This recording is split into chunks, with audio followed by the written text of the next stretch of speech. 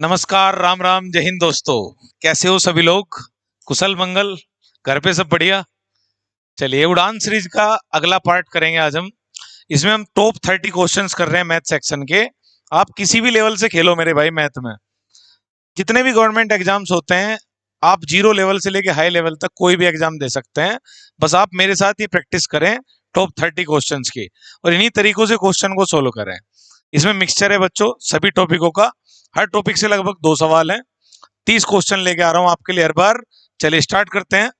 ठीक है, पहला क्वेश्चन देखिए क्या है। कक्षा ए में लड़कों से लड़कियों का अनुपात 2:5 है। पहला क्वेश्चन आपका किस टॉपिक से है? रेशियो एंड प्रोपोर्शन से। कक्षा बी में लड़कों से लड़कियों का अनुपात 7:4 है। निम्न में से कौन सा कक्षा ए और बी को मिलाकर लड़कियों से लड़कों का अनुपात नहीं हो सकता? यानी कि आपको गर्ल्स से बॉयज आपको बताना है कौन सा अनुपात नहीं हो सकता है अगर मैं इन दोनों अनुपातों को मिला दूं। तो एक तरीके से मिक्सचर का क्वेश्चन है, मिश्रण का आपको आना चाहिए, और अनुपात समानुपात का भी है कि पहले आपको बता रखा है लड़कों से लड़कियों का अनुपात कितना है।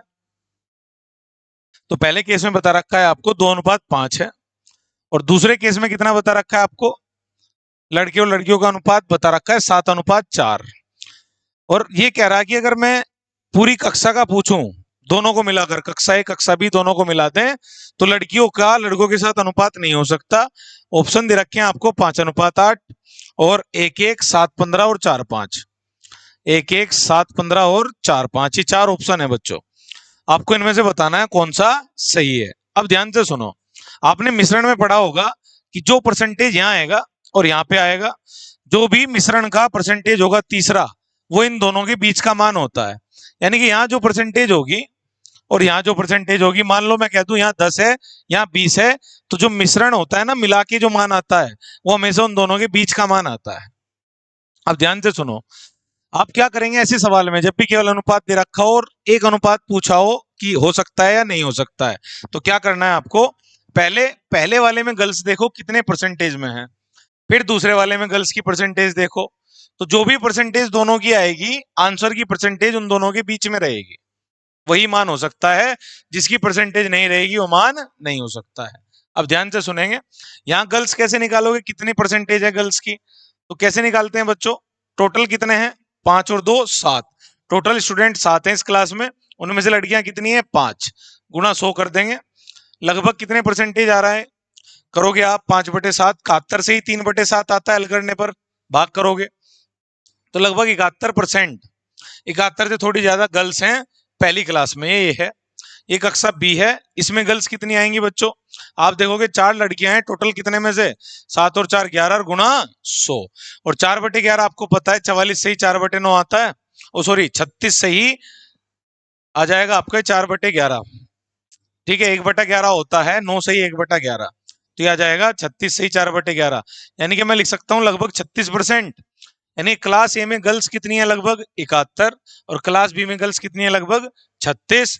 तो जो भी मान मिश्रण का होगा वो 36 से 71 के बीच होगा। इतना पक्का है कि ये मान जो भी होगा ये 36 से 71% के बीच होगा। तो आप भाई ऑप्शन चेक कर सकते हैं। बताओ अब पहला ऑप्शन क्या है? गर्ल्स की परसेंटेज निकालनी है, और ऑप्शन में जो दे रखा है वो किस किस का अनुपात दे रखा है? लड़कियों से लड़कों का अनुपात। ये लड़कियां हैं और ये लड़के हैं बच्चों। लड़कियों से लड़कों का अनुपात दे रखा है। समझ गए बात? अब बताओ पहले गर्ल्स कितनी आई इस वाले में, कैसे निकालोगे परसेंटेज? मैं यहां निकाल दे रहा हूं बच्चों। 5 लड़कियां टोटल, कितने में से? 13 में से गुणा 100। तो 5/13, बताओ 13 सत्ते क्या है? 5 सत्ते 35। यानी कि 36 से ऊपर ही आएगी वैल्यू। अगर हल करोगे 500 को तो 13 3 39, 110 आगे आएगा, 13 8 104, 38 पॉइंट समथिंग आ गया। यानी कि इसके बीच आ गया मान। तो पहला ऑप्शन तो हो सकता है यहां से। दूसरा ट्राई करा, 1:1, इसका मतलब 1/2 आ जाएगा। 1/2 यानी कि 50%, ये भी हो सकता है मेरे भाई। तीसरा ऑप्शन ट्राई करा हमने, 7:15, यानी गर्ल्स कितनी है इसमें? 7 और टोटल 22 और गुणा 100। तो गर्ल्स की परसेंटेज कितनी आ गई यहां से? आप देखोगे 22 थी 66, ठीक है, और 22 चौक 88, तो 7 चौक 28, तो लगभग 30 के आसपास ही रह गया। तो मैंने बताया गर्ल्स का परसेंटेज मैं लगभग में ले रहा हूं मेरे भाई, 30% के आसपास आएगा मान। तो आपने कहा कि 30 परसेंट तो हो ही नहीं सकता, क्योंकि गर्ल्स का परसेंटेज 36 से 71 के बीच लेना है, तो कौन सा ऑप्शन नहीं हो सकता? सी। क्लियर है? स्क्रीनशॉट ले लो और लिख लो अच्छे से बच्चों। चलिए दोस्तों, अगला क्वेश्चन देखिए आप क्या है। एक पात्र ए जिसमें 12 लीटर वोडका है और तो दूसरा पात्र जिसमें 4 लीटर विस्की है, यदि 3 लीटर प्रत्येक पात्र से निकालकर दूसरे में डाल दी जाए। आपने क्या करा, 12 लीटर से 3 लीटर निकाल लिया, दूसरे में मिला दिया, यहां से 3 लीटर निकाल लिया, दूसरे में मिला दिया। अब क्या कह रहा है, यह प्रक्रिया एक बार और दोहराई जाती है तो परिणामी अनुपात दोनों पात्रों में क्या होगा? आपने प्रक्रिया एक बार और दोहराई, तो पात्र ए है जिसमें लिखा हुआ है मेरे भाई 12 लीटर वोडका है, ठीक है। पात्र बी है जिसमें आपको दे रखा है 4 लीटर विस्की है, 4 लीटर विस्की है। आपने क्या करा मेरे भाई कि आपने 3 लीटर प्रत्येक पात्र से निकालकर एक दूसरे में मिला दिए। मैंने इससे 3 लीटर लिए, इसमें पहुंचा दिए, इससे 3 लीटर लिए, इसमें पहुंचा दिए। तो आप बताओ, 12 में से 3 लीटर निकाल लिए और यहाँ भी 4 में से 3 लीटर निकाल लिए। समझ में आ रही है बात आराम से? तो 12 में से 3 गए, यहाँ कितना बचा? 9 लीटर, ठीक है। और इधर कितना चला गया मेरे भाई? 3 लीटर, यहाँ 3 लीटर इसका चला गया, तो वापस वही बन गया ना। पर जो मिश्रण बनेगा वो ध्यान से सुनो। अब यहाँ 9 लीटर तो रह गई वोडका और 3 लीटर आ गया इसमें क्या? विस्की। तो 9 लीटर वोडका और 3 लीटर विस्की यहां पर बन गई कौन से वाले में? ए में। और यहां पर क्या रहा मेरे भाई? बी में। आपने कहा 1 लीटर तो रह गई विस्की, 1 लीटर तो रह गई विस्की और 3 लीटर आ गई इसमें वोडका, ठीक है। 3 लीटर इधर से निकाल लिया हमने, तो फिर से 3 लीटर और 1 लीटर, तो 3 लीटर वोडका और 1 लीटर विस्की। बात समझ में आ रही होगी?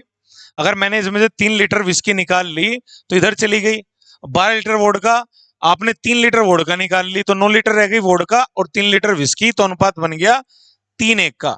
तो वोडका और विस्की पहले मिश्रण में 3:1 में है, दूसरे में भी कितने में है? ध्यान दो, 3:1 में है।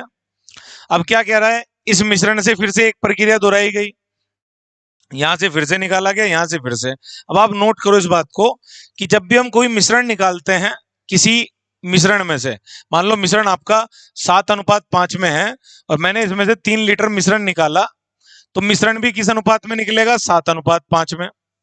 ये बहुत ध्यान से सुनना, बात को यूज होती है। मिश्रण भी 7:5 में निकलेगा और जो बचेगी चीजें वो भी किस अनुपात में मिलेगी? 7:5 में, क्योंकि आपने एक मिक्सचर तैयार कर रखा है, उसमें से आपने 3 लीटर निकाल दिया, तो पूरा मिश्रण ही निकलेगा 7:5 में, और जो बचेगा वो भी 7:5 में बचेगा। तो आप बताओ, इधर से आप कितना भी निकाल लो, जो मिश्रण बचेगा 3:1 में, जो निकलेगा वो भी 3:1 में, तो यहां मिलेगा 3:1 में, इधर से निकाला फिर इधर मिला है 3:1 में, कोई प्रभाव पड़ेगा? मिश्रण तो 3:1 में रहेंगे। देख लो अब आप कौन सा आंसर जा रहा है, तो सी आंसर हो जाएगा। स्क्रीनशॉट ले लो। चलिए दोस्तों, अगला क्वेश्चन स्टार्ट करते हैं। देखो ये क्वेश्चन किससे है? tan a 3/4 हमने लिखा है अभी, ये है ट्रिग्नोमेट्री से। ट्रिग्नोमेट्री से क्या क्वेश्चन है? 2 tan a + 3/4 कितना दे रखा है? 5। आपसे पूछा है 4 tan square a + 9 cot square a। हर बच्चे को समझ में आ रहा होगा क्या हो रखा है कि इसका स्क्वायर कर देंगे और इसका स्क्वायर कर देंगे, तभी तो 2 tan a का कितना बनेगा मेरे भाई? 4 tan स्क्वायर a, फिर 9। तो आप पहले एक बात बताओ मुझे, कितने बच्चे को ये फॉर्मूला आता है x + y का होल स्क्वायर? आप कहोगे पहले एक्स स्क्वायर आएगा, फिर वाई स्क्वायर आएगा, फिर 2 गुना दोनों का आएगा, ठीक है बच्चों। X square plus y square plus 2xy।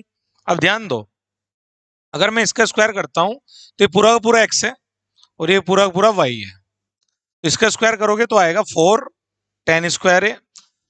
कैसे करोगे? पहले ए का एक्स का वर्क कर देंगे, तो 2 दूनी 4 tan स्क्वायर आ जाएगा। फिर वाई का वर्क करोगे तो कैसे करोगे? 3 3 9 और कोट स्क्वायर आ जाएगा। फिर बच्चों आगे इन दोनों का 2 गुना करना है, ठीक है, दोनों का 2 गुना। और जो मैंने स्क्वायर करा ना वर्ग, तो स्क्वायर बोथ साइड करेंगे दोनों ओर, ठीक है। तो स्क्वायर किया मैंने, तो 2 गुना करेंगे दोनों का, तो 2 गुना करेंगे किस किस का? 2 tan a और 3 cot a, तो 2 tan a into 3 cot a, और बराबर में किसका स्क्वायर हो जाएगा? 5 का, दोनों साइड स्क्वायर होगी।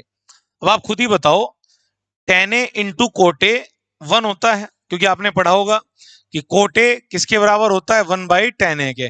cot a बराबर होता है 1/tan a के, तो आपका ये आ जाएगा tan a से cot a कैंसिल कर लेंगे, तो ये कितना बचा बताओ? 3 दूनी 6 दूनी 12, तो इधर बचा 25। तो आपकी जो वैल्यू है यही तो पूछा है, तो इसे मैं जेड कह देता हूँ थोड़ी देर के लिए। 4 tan² है प्लस 9 cot² है, तो जाके माइनस हो जाएगा उधर। 5×5 = 25 पहले से हमारे पास, और 3 दूनी 6 दूनी 12। 25 में से 12 गए, कितना बचा मेरे भाई? 13। यही इस सवाल का आंसर है।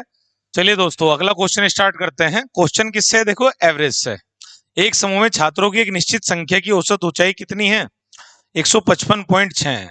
एक समूह है जिसमें बहुत सारे छात्र हैं, बताया नहीं कितने हैं। मैंने मान लिया कि x छात्र हैं, कि छात्रों की संख्या मैंने कितनी मान ली मेरे भाई? x। तो इन x छात्रों में क्या दिया गया है आपको? कि इनकी औसत ऊंचाई बता दी गई है, एवरेज हाइट बता दी गई है। नंबर ऑफ स्टूडेंट्स मैंने मान लिए हैं x, और औसत ऊंचाई दी गई है मेरे भाई 155.6 सेंटीमीटर। तो जितनी भी वो क्लास है उसकी टोटल औसत ऊंचाई कितनी है? 155.6। औसत का मतलब मैंने बताया था कि इसका मतलब, औसत का मतलब क्या होता है? जितने भी आदमी वहां हैं, हर आदमी 155.6 मीटर ऊंचा है, ये मान सकते हो आप एवरेज का मतलब। जैसे मैं कहूँ 10 आदमी है, उनका एवरेज 20 है, तो हर आदमी के पास कम से कम 20 रुपए तो है ही। चलिए आगे बढ़ते हैं। यदि 150.5 सेंटीमीटर की औसत ऊंचाई वाले 12 छात्र समूह में आ जाते हैं, अब ध्यान से सुनो। 12 लोग आप इसमें बढ़ा रहे हो छात्र, कितनी औसत ऊंचाई के?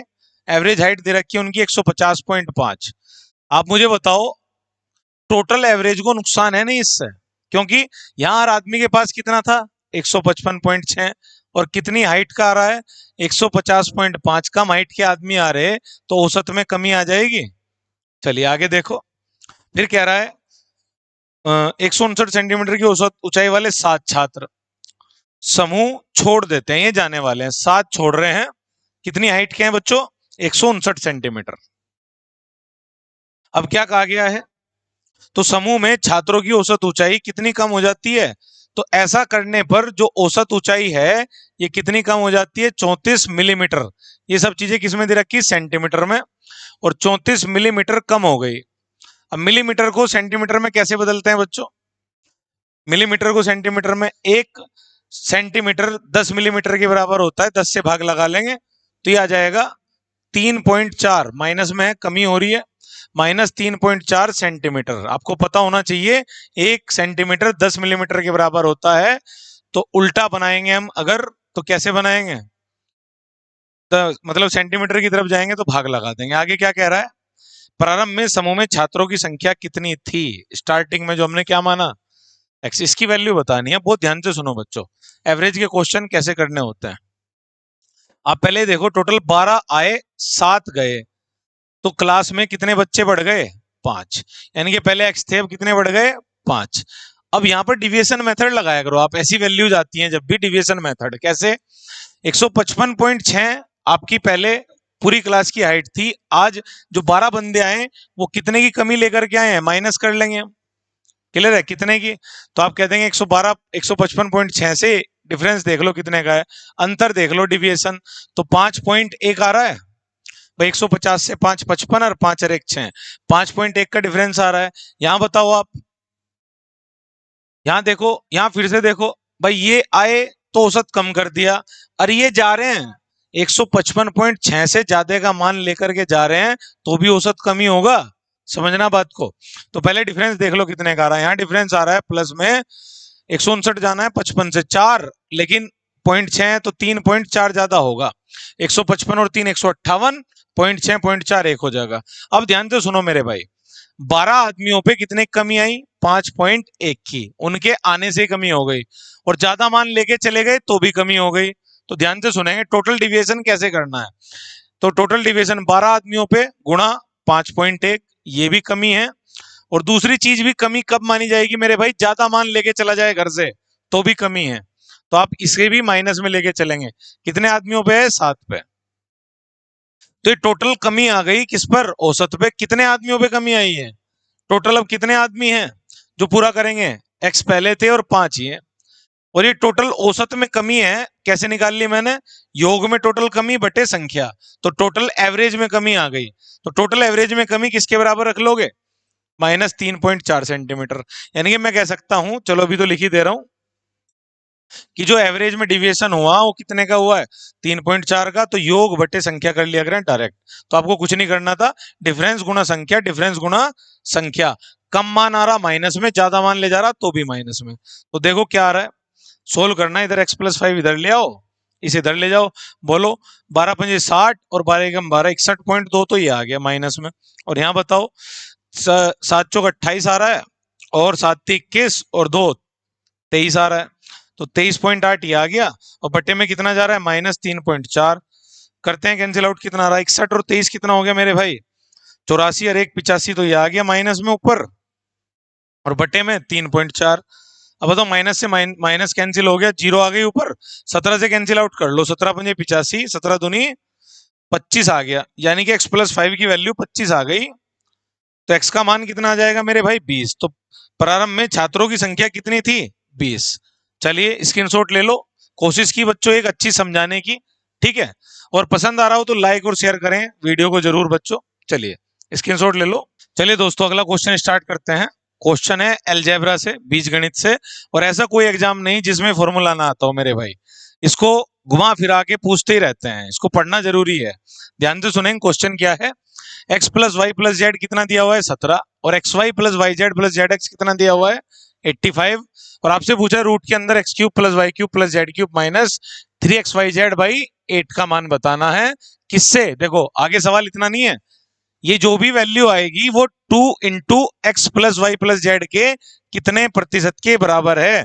तो साथ साथ परसेंटेज का फंडा लगा दिया है बीजगणित में, अलजेब्रा में, और इसके ऑप्शन है बच्चों। चलिए स्टार्ट करते हैं क्वेश्चन को। आपने सुना होगा कि x cube plus y cube plus z cube minus 3xyz के किस किस रूप में फॉर्मूले यूज कर सकते हैं। तो दो तो आपको बेसिक पता होने चाहिए बच्चों। क्या क्या पता होना चाहिए? पहला देखो, एक तो पता होना चाहिए x plus y plus z. अगर मैं इसको लिखूं इस फॉर्मूले को, x cube plus y cube plus z cube minus 3xyz, तो लिखा जाता है x plus y plus z x square plus y square plus z square minus x y minus y z minus z x. ठीक है, ये formula लिखा जाता है बच्चों। दूसरा, अगर इसी का दूसरा फॉर्मूला यूज करना है तो ये भी आपको याद होना चाहिए, इस पे भी काफी क्वेश्चन पूछे जाते हैं।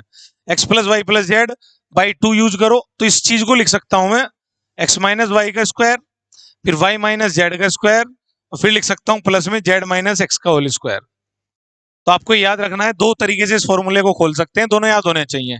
इसके अलावा बच्चों इसमें और किसका यूज होने वाला है देखो ध्यान से। अगर मैं इस फॉर्मूले को खोलता हूं तो मुझे एक तो x plus y plus z चाहिए, एक x square plus y square plus z square चाहिए, और माइनस कॉमन ले लूं तो x y plus y z plus z x चाहिए। मुझे क्या क्या दिया हुआ है मेरे भाई? X plus y plus z भी दे रखा है, x y y z z x भी दे रखा है, बस जरूरत किसकी है? X square plus y square plus z square. तो एक और फॉर्मूला यूज होगा, ध्यान से देखेंगे। आपने ये भी सुना होगा x plus y plus z का होल स्क्वायर क्या होता है? इसको बोलते हैं x square plus y square plus z square plus 2 into, भाई सब में 2 की गुणा होगी तो मैं 2 बाहर ले लूं, ऐसे सुना होगा आपने। X square plus y square plus z square plus 2xy plus 2yz plus 2zx। तो हमने 2 को कॉमन ले लिया। अब ध्यान दो सारे बच्चे, अगर मुझे x plus y plus z दे रखा है 17, तो मैंने रख दिया 17 का स्क्वायर। मुझे चाहिए x square plus y square plus z square, ताकि मैं यहां रख सकूं।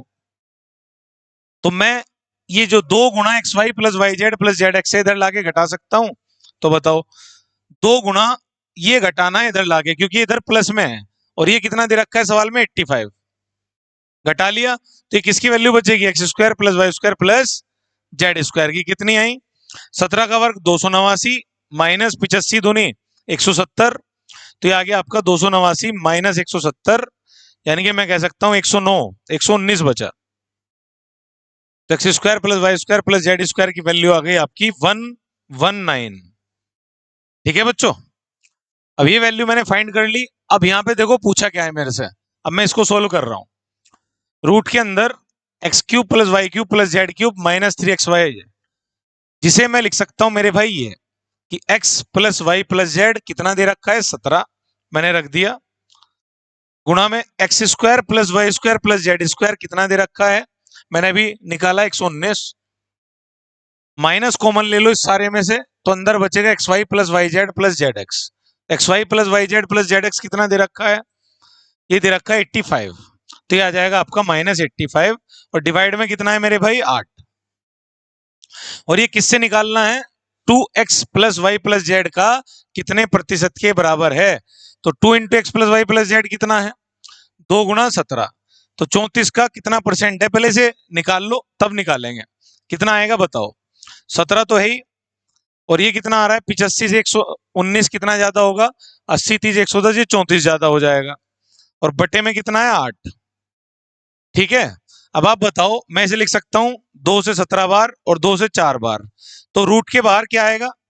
रूट के अंदर 17 गुना 17 जोड़ा बन गया, तो एक 17 बार आ जाएगा। और 4 का रूट कितना बार आएगा? 2। तो इसे सोल्व करने पर 17 बटे 2 आ गया, जो किससे पूछा गया है? 17 दूनी 34 के कितने प्रतिशत के बराबर है? तो 17 बटे 2 किससे पूछा है? 34 से कितने प्रतिशत के बराबर है, गुणा 100 कर देंगे। परसेंटेज कैसे निकालते हैं? जिससे पूछा हो बटे में, जिसका मान पूछा हो ऊपर अंश में लिखना है, गुणा 100। 17 दूनी 34, तो ये आगे 1/4, और 4 से आप 100 को काट लेंगे। तो कितने परसेंट आंसर आया? 25। पहले तो बच्चे पूरा सॉल्यूशन देखो, फिर समझने की कोशिश करना क्या क्या बताया, और ये नोट डाउन कर लेना सब बच्चे। चलिए स्क्रीनशॉट ले लो इसका। चलिए दोस्तों, अगला क्वेश्चन स्टार्ट करते हैं। क्वेश्चन आपका, एक वस्तु जिसका अंकित मूल्य 10,000 रुपए है और उस पर छूट दी गई है 20% और 10% की और के परसेंट की, 3 छूट देने के बाद विक्रय मूल्य दिया गया है 6120 रुपए, 6120 रुपए। यदि उस वस्तु पर के प्लस 20% की एकल छूट दी जाती है तो विक्रय मूल्य ज्ञात करना है। एकल छूट दे दी गई है के प्लस 20 की। कैसे करते हैं बच्चों? अगर किसी वस्तु पर 2 छूट दी गई है क्रमागत, यहाँ पर 3 दी गई है, तो क्या करना होता है? जैसे सवालों में पहले तीसरी छूट निकाल लो।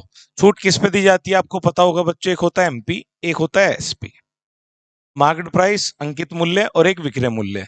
तो अंकित मूल्य पर छूट दी जाती है और किसके पास पहुंच जाते हैं? विक्रय मूल्य के, यानी जो उस पर लिखा रहता है उस पर छूट कर दो, बेच के रेट निकल के आ जाएगा।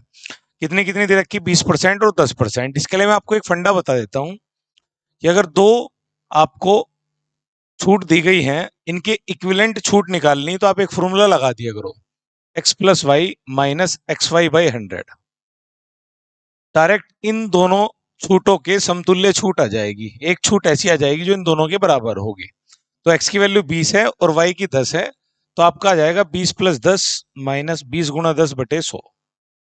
आप इसे सोल्व कर लेंगे तो ये आ जाएगा 20 10 30, 30 में से 2 गया 28%। यानी कि मैं कह सकता हूं 20% और 10% की 2 छूट 28% की एक छूट के बराबर है। तो पहले मैंने 28% की छूट कर दी किस पे? एमपी पे। यानी कितने रुपए थे? 10,000 रुपए दिखा रखा है एमपी, और तीनों छूट देने के बाद कितने की बेच रहा है? 6120 रुपए की। तो 2 छूट कर दो पहले एमपी पे। 2 छूट कर दी मैंने, कितने की? 28% की। तो एक रेट निकल के आ जाएगा। फिर उस पर भी कितने की छूट करनी है? के परसेंट की। तो के की वैल्यू निकाल लोगे ना आप। अगर मान लो मेरे पास ये मान आ जाए और लास्ट वाला मान हमें पता है कहाँ जाना है, तो इन दोनों का अंतर बटे पहला मान गुणा 100, डायरेक्ट पता लग जाएगा कितने परसेंट की छूट हुई है। तो आपने 10,000 पे 28% हटा देने हैं। 10,000 का 28% हटाओगे यानी कि 2800 हट जाएंगे इसमें से। कितने बचे? 7200। ठीक है, 10,000 में से 2800 चले गए, कितना बचा? 7200। तो हमने एमपी यानी कि अंकित मूल्य पर 28% की छूट कर दी, तो 2 छूट हटा दी हमने। अब 7200 रुपए की चीज कितने की जा रही है? 6120 की। तो यहाँ पर जो के परसेंट है वो कैसे निकलेगा? पहले तो आप रेशियो ले लिया करो। जब भी आपको चेंज निकालना हो परसेंटेज में, तो उन दोनों मानों का रेशियो ले लिया करो। तो 0 से 0 कैंसिल आउट हो गया, 8 से कैंसिल करें, 8 नम 72, 90 आएगा। 8 सती 56, 5 52, 8 से कैंसिल नहीं हो रहा है, किससे कैंसिल हो रहा है? 4 से। तो 4 से करो 18 चौक 72, 180, और यहाँ 4 से कैंसिल करो, कितना आ रहा है?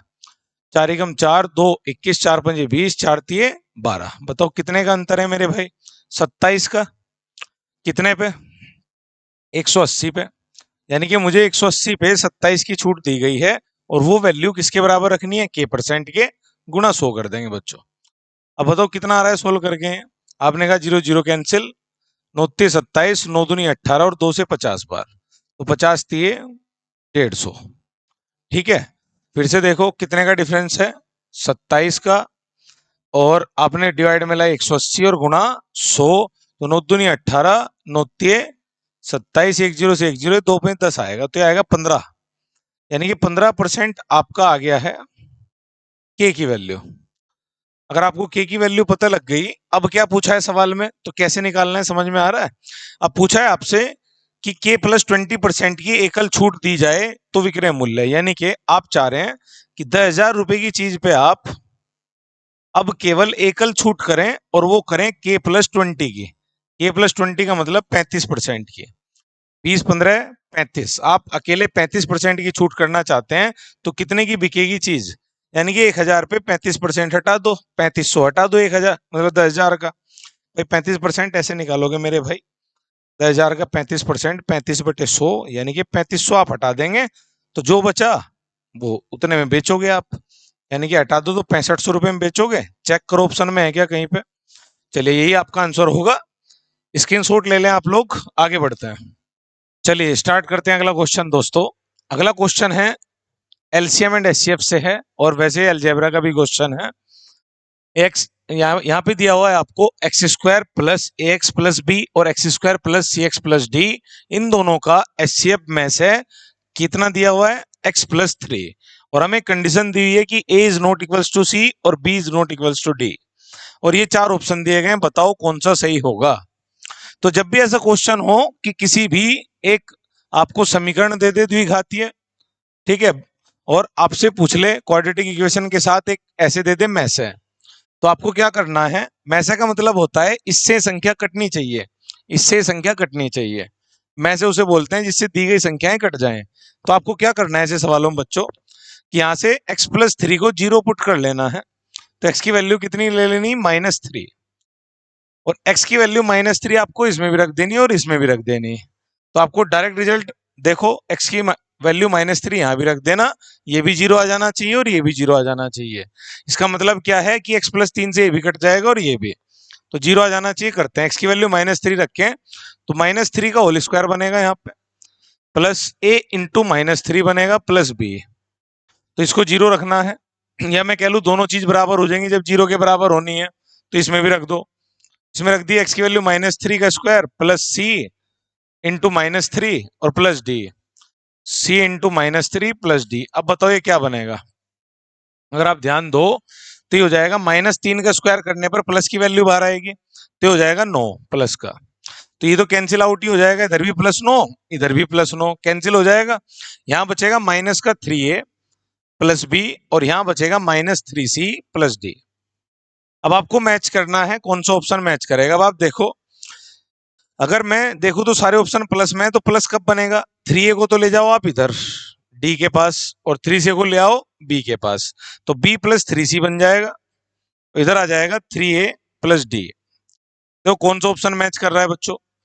सी ऑप्शन। तो आपको ये ध्यान रखना है कि क्या करना है, जो भी मैसेज दिया रहेगा उसे 0 के बराबर रख करके x की वैल्यू निकाल लेंगे। जो भी x की वैल्यू आएगी वो दोनों में पुट करके बराबर कर देना। चलिए स्क्रीनशॉट ले लो। चलिए अगला क्वेश्चन स्टार्ट करते हैं दोस्तों। क्वेश्चन क्या है? ए बी सी और डी ने एक प्रॉपर्टी 56 लाख रुपए में खरीदी। B plus c plus d का भाग ए का 460% है। आपको बता रखा है कि एक प्रॉपर्टी सबने मिलकर के 5 6 कितनी जीरो है आगे? 5 जीरो। 5 जीरो पे 1 लाख बन जाता है मेरे भाई। अगर एक के आगे 5 जीरो लगा दो तो 1 लाख हो जाता है। B plus c plus d का भाग आपको कह रहा है कि जो b plus c plus d तीनों का मिलके हिस्सा है वो a का 460% है। a का 460% है। तो आप ये कहेंगे तीनों का जो हिस्सा है वो a का 460% है। 460/100 रेशियो दे दिया गया है। ये आ गया आपका 23:5 का रेशियो। दूसरा रेशियो किसका बताया गया है? a c और d का भाग a plus c plus d किसका कहा गया है? ये b का 366.66 बोला गया है बच्चों। अब बताओ 366.66 कैसे बनाओगे? आपको पता होगा कि 66.66 और 300 अलग अलग कर लो। अब 66.66 होता है 2/3, जिसे नहीं पता ये 66 से ही 2/3 है बच्चों। और 66 की गुणा 3 में करना, +2 परसेंटेज हटाना, बटे में 16 ना, कुल मिला के इसकी फ्रैक्शन कितनी बनती है? 2/3। ये पता होना चाहिए बच्चों। 300% की 3 और आगे 2/3, तो फ्रैक्शन बन जाएगी 3 3 और 2 11/3। यानी कि इसे हम ये कह सकते हैं a plus c plus d मिलाकर के 11 हिस्सा है, तो b का कितना है? 3। आखिरी जानकारी क्या है कि a plus b plus d का 40% कौन है? c। c का भाग a plus b plus d का कितना है? 40%। 40% की भिन्न बनाओगे, 20 दूनी 40, 20 पंजे 100, परसेंट हटाओ बटे में 100 लाओ। ठीक है, अब ध्यान दो बच्चों ऐसे क्वेश्चन को कैसे करना है। आप यहां देखो कि अगर मैं न्यूमरेटर में डिनोमिनेटर अंश में हर जोड़ूं क्या बन रहा है, a plus b plus c plus d. यहाँ देखो a plus b plus c plus d, यहाँ भी a plus b plus c plus d. ऐसा हो सकता है कि सबके टोटल अलग अलग बने। यहाँ कितना बन रहा है देखो, 23 और 5 28, सारे मान बराबर होने चाहिए ना मेरे भाई। सबके जो टोटल है वो तो इक्वल ही आएगा सबका। 11 और 3 कितना आ रहा है 14, और 2 और 5 कितना आ रहा है 7। तो ऐसे क्वेश्चंस में सबसे पहले आपको फ्रैक्शन बना लेनी है, फिर उनका टोटल करना है और हर जगह पर बराबर कर देना है। क्योंकि यहाँ पर a plus b plus c plus d 7 पढ़ा जा रहा है, यहाँ पे 14, यहाँ पे 28। आप अगर देखो तो सबको 28 बनाया जा सकता है। ठीक है, कैसे बना लोगे, इसका डबल कर दो तो 14 दूनी 28, तो यहाँ भी डबल हो जाएगा। आपने पढ़ा होगा कि अगर किसी संख्या का योग का डबल करोगे ना रेशियो में, तो रेशियो भी डबल होगा। अब बताओ 7 के आगे कितनी गुना करनी पड़ेगी अगर 28 बनाना है, 7 चौक 28। अब मैंने 28 ही क्यों बनाया मेरे भाई, यहाँ टोटल 28 था, यहाँ बनाया जा सकता था तो आसानी से बना लिया। यहाँ भी 28 बना लिया, यहाँ भी 28। अब a plus b plus c plus d total कितने के बराबर है 28 के। अब आप वैल्यू देखो ध्यान से, यहाँ से b की वैल्यू कितनी आ गई, c की 4 दूनी 8, तो c आ गया आपका 8। b के लिए बोलूं तो b आ गया आपका 3 दूनी 6। a के लिए बोलूं तो कितना आ गया 5।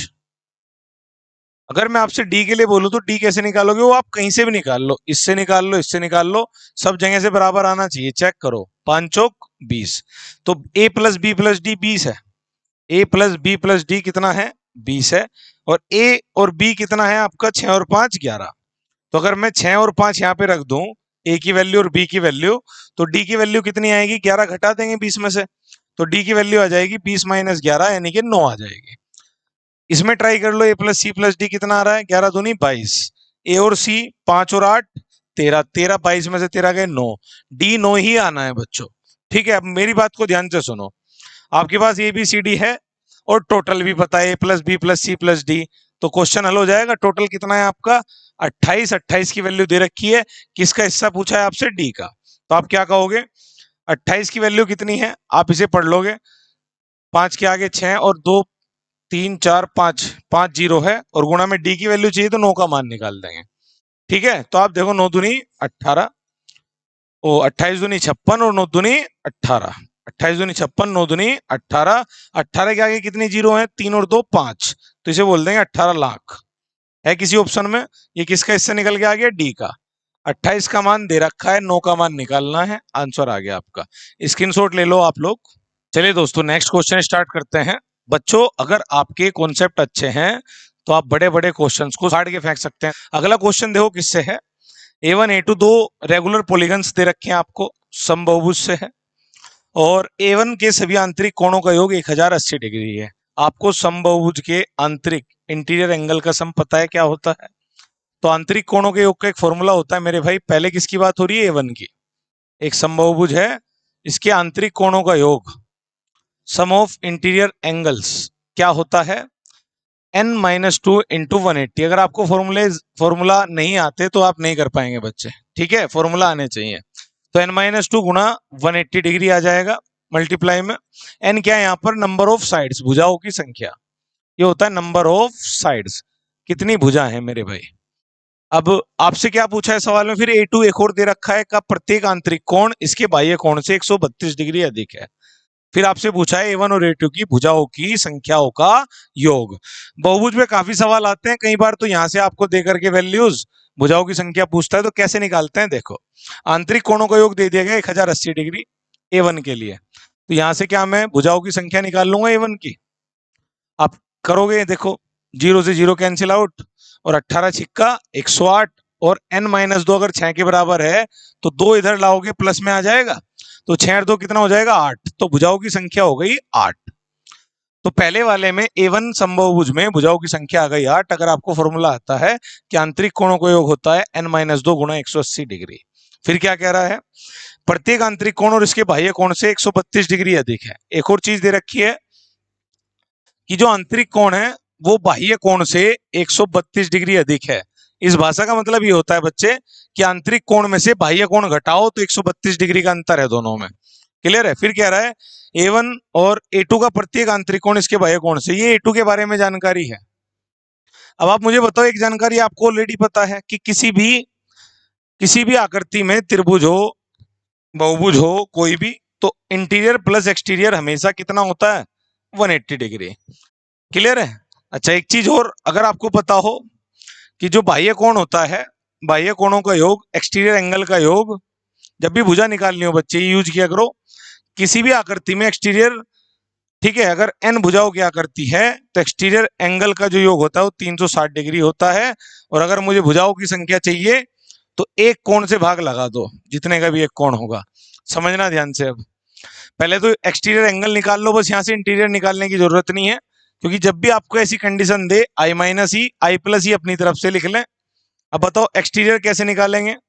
आपने ये भी पढ़ा होगा कि कभी ऐसा बने दो संख्याओं को जोड़ रखा हो और दो संख्याओं को घटा रखा हो, दूसरी संख्या निकालनी हो तो घटा के आधा कर देते हैं।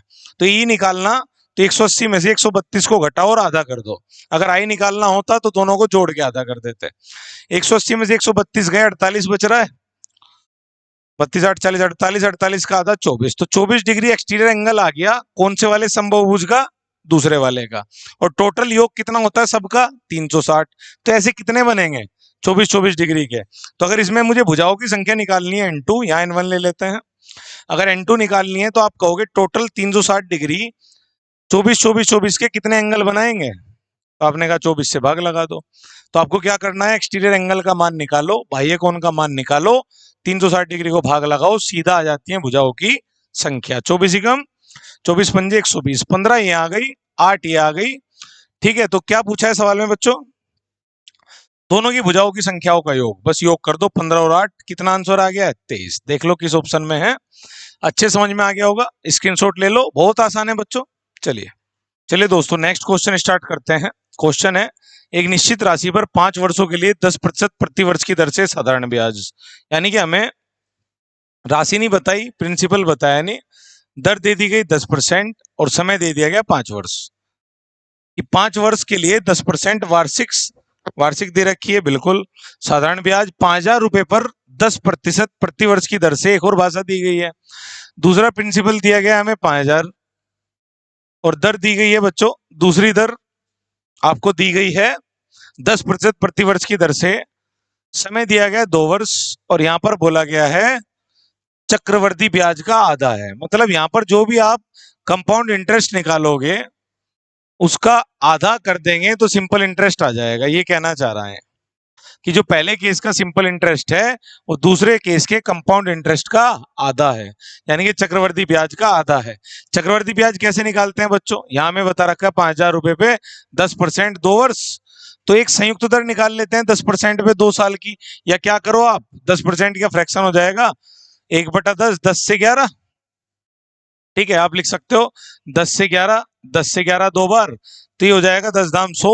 पढ़ा हो गए आपने कि 10 रुपए एक साल में 11 हो गए, फिर 10 रुपए 11 हो गए, ऐसे चक्रवर्ती कर सकते हैं। 11 11 121, यानी कि प्रिंसिपल 100 रुपए था तो अमाउंट हो गया इतना, तो चक्रवर्ती कितने का लगा? 21 का। अमाउंट कितना दे रखा है? 5,000, 50 गुना। मतलब प्रिंसिपल जो आपको दे रखा है वो 100 का कितना गुना दे रखा है? 50 गुना, 5,000 दिया हुआ है। तो आप बताओ सीआई कितना हो जाएगा कंपाउंड इंटरेस्ट? ये भी 50 गुना हो जाएगा। 21 पंजे 105, कितना आ गया? 1,050। अब जो 1,050 आया है, अब साधारण ब्याज जो है वो चक्रवर्ती ब्याज का आधा है और यहाँ से प्रिंसिपल निकालना है हमें। तो हम क्या पढ़ते हैं बच्चों, साधारण ब्याज कैसे निकालते हैं? हर साल का बराबर होता है, तो 10% 5 साल के लिए, तो 10 पंजे 50% रेट बना लिया करें अगर डायरेक्ट हमें क्या निकालना हो, साधारण ब्याज। अब 50% हमने एसआई की परसेंटेज बना ली साधारण ब्याज की, किस पे? प्रिंसिपल पे। तो आप क्या बोलोगे कि प्रिंसिपल का कितना निकाल दो?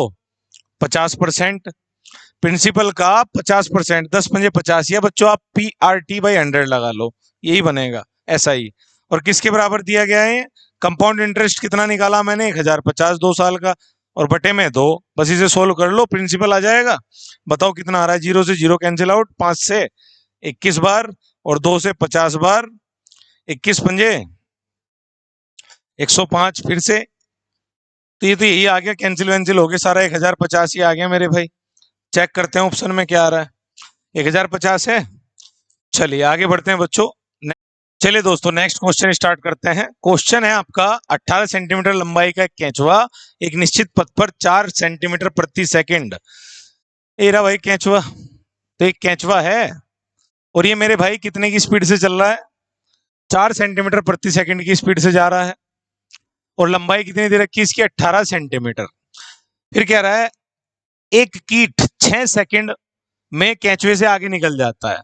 एक कीट है भाई ये 6 सेकंड में इससे आगे निकल जा रहा है, मतलब इसकी चाल तेज है, इसकी चाल एक्स मान लेते हैं। इसे ओवरटेक कर रहा है कितनी सेकंड में? 6 सेकंड में। आपने ऐसे बहुत सारे क्वेश्चन किए होंगे जिसमें आदमी भी चल रहा हो, ट्रेन भी चल रही हो। तो लंबाई यानी कि जब आप चाल बराबर दूरी बटे समय लगाते हैं तो चाल में तो लेते हैं रिलेटिव स्पीड, सापेक्ष चाल, same direction minus opposite direction plus कर देते हैं। डिस्टेंस लेते हैं, जैसे इस कीट के पास तो नहीं है लेकिन किसके पास है? लंबाई केंचुए के। तो इस केंचुए को पूरे को पार करेगा तो 18 सेंटीमीटर पार करेगा। तो स्पीड की जगह क्या लिखोगे? ज्यादा चाल में से कम चाल, सेम डायरेक्शन घटा देनी है। तो चाल बराबर दूरी बटे समय। दूरी कितनी पार करानी है? 18। समय कितना है? 6। और सब कुछ सेंटीमीटर सेंटीमीटर सेकंड में है। तो सोल्व कर लो आप, कितना आएगा? 36 18 यानी कि 3 और x इक्वल्स टू आ जाएगा 4 और 3 7। ये आंसर आएगा 7 सेंटीमीटर पर सेकंड। चेक कर लो बच्चों, आसान सवाल था रिलेटिव स्पीड का, कर लेंगे। चलिए आगे बढ़ते हैं। चलिए दोस्तों नेक्स्ट क्वेश्चन स्टार्ट करते हैं। अगला क्वेश्चन आपका पाई चार्ट पर बेस्ड है और इसमें 6 कंपनियां दे रखी हैं और आपको दे रखा है कि इसमें टायरों की संख्या को दर्शाता है। A B C D E F percentage दे रखी है। विशिष्ट कंपनी के टायरों की संख्या को इन 6 कंपनियों के टायरों की कुल संख्या के प्रतिशत के रूप में दर्शाया गया है। सारा परसेंटेज के रूप में दर्शाया गया है। कंपनी एफ कंपनी ए के वृत्तखंडों द्वारा निर्मित केंद्रीय कोणों का योग बताना है। परसेंटेज में देकर के केंद्रीय कोणों का योग पूछ रहा है। तो आपको देखो किस किस का पूछ रहा है। कंपनी एफ तथा ए के वृत्तखंडों द्वारा निर्मित केंद्रीय कोणों का योग। कंपनी एफ में दे रखा है आपको कितने परसेंट? 28%। और ए में दे रखा है कितना मेरे भाई? ए में दे रखा है 12%। अब केंद्रीय कोण कैसे निकाला जाता है, किसे बोलते हैं, ध्यान से सुनो। अगर मैं एक पूरा पूरा आपको पाई चार्ट बता रहा हूं तो इसमें जो सेंट्रल एंगल है कैसे निकाला जाता है, ध्यान से सुनना बात को। परसेंटेज दे देगा आपको, तो ये टोटल जो बनेगा ना आपका परसेंटेज में तो बनेगा 100। तो एक चीज याद रखना, 100% और एंगल में कितना बनेगा? 360। आपको पता है अगर पूरा राउंड घूम जाते हैं, चक्कर लगा देते हैं 360 डिग्री, और परसेंटेज में कितना है? 100। तो अगर मैं देखूं केंद्रीय कोण किसे कहते हैं, अगर ये एरिया ए का है तो जितना एंगल इसने सेंटर पे बनाया है केंद्र पर, इसे बोलते हैं केंद्रीय कोण। ये एंगल निकालना है तो इसके लिए आपको केवल इतना आना चाहिए कि 100% कितने के बराबर? 360 डिग्री के। टोटल दोनों मिलाकर के कितना बनाएगी योग पूछा, तो 28 और 12 कितना बनाएंगे? 40%। तो परसेंटेज को बस एंगल में चेंज कर दो, आंसर आ जाएगा। यहां से ऐसे भी कह सकते हो बच्चों 0 यानी कि 10% की वैल्यू 36 डिग्री, मुझे कितनी चाहिए? 40 की। 4 गुणा कर दें तो 36 चौक कितना हो जाएगा? 40। इधर भी 4 गुणा कर देंगे बच्चों तो 36 चौक 144। बात समझ में आई? तो जो परसेंटेज में 40% है वो डिग्री में कितना बैठेगा? 144। स्क्रीनशॉट ले लो। नेक्स्ट क्वेश्चन की तरफ बढ़ते हैं। चलिए दोस्तों अगला क्वेश्चन स्टार्ट करते हैं। क्वेश्चन क्या है? ए अनुपात बी माइनस सी 2:3 दे रखा है और सी अनुपात ए प्लस बी 1:2 दे रखा है और ए प्लस बी प्लस सी 3000 दे रखा है। सी की वैल्यू है। रेशियो एंड प्रोपोर्शन का क्वेश्चन है। बहुत आसान होते हैं बच्चों ये सवाल, बस थोड़ा सा लॉजिक होता है, सोचना होता है आपको। पहले आप ट्राई करो, मैं स्टार्ट करता हूं। फिर हमें दिया हुआ है ए अनुपात बी माइनस सी कितना दे रखा है? 2:3। फिर सी अनुपात ए प्लस बी दे रखा है।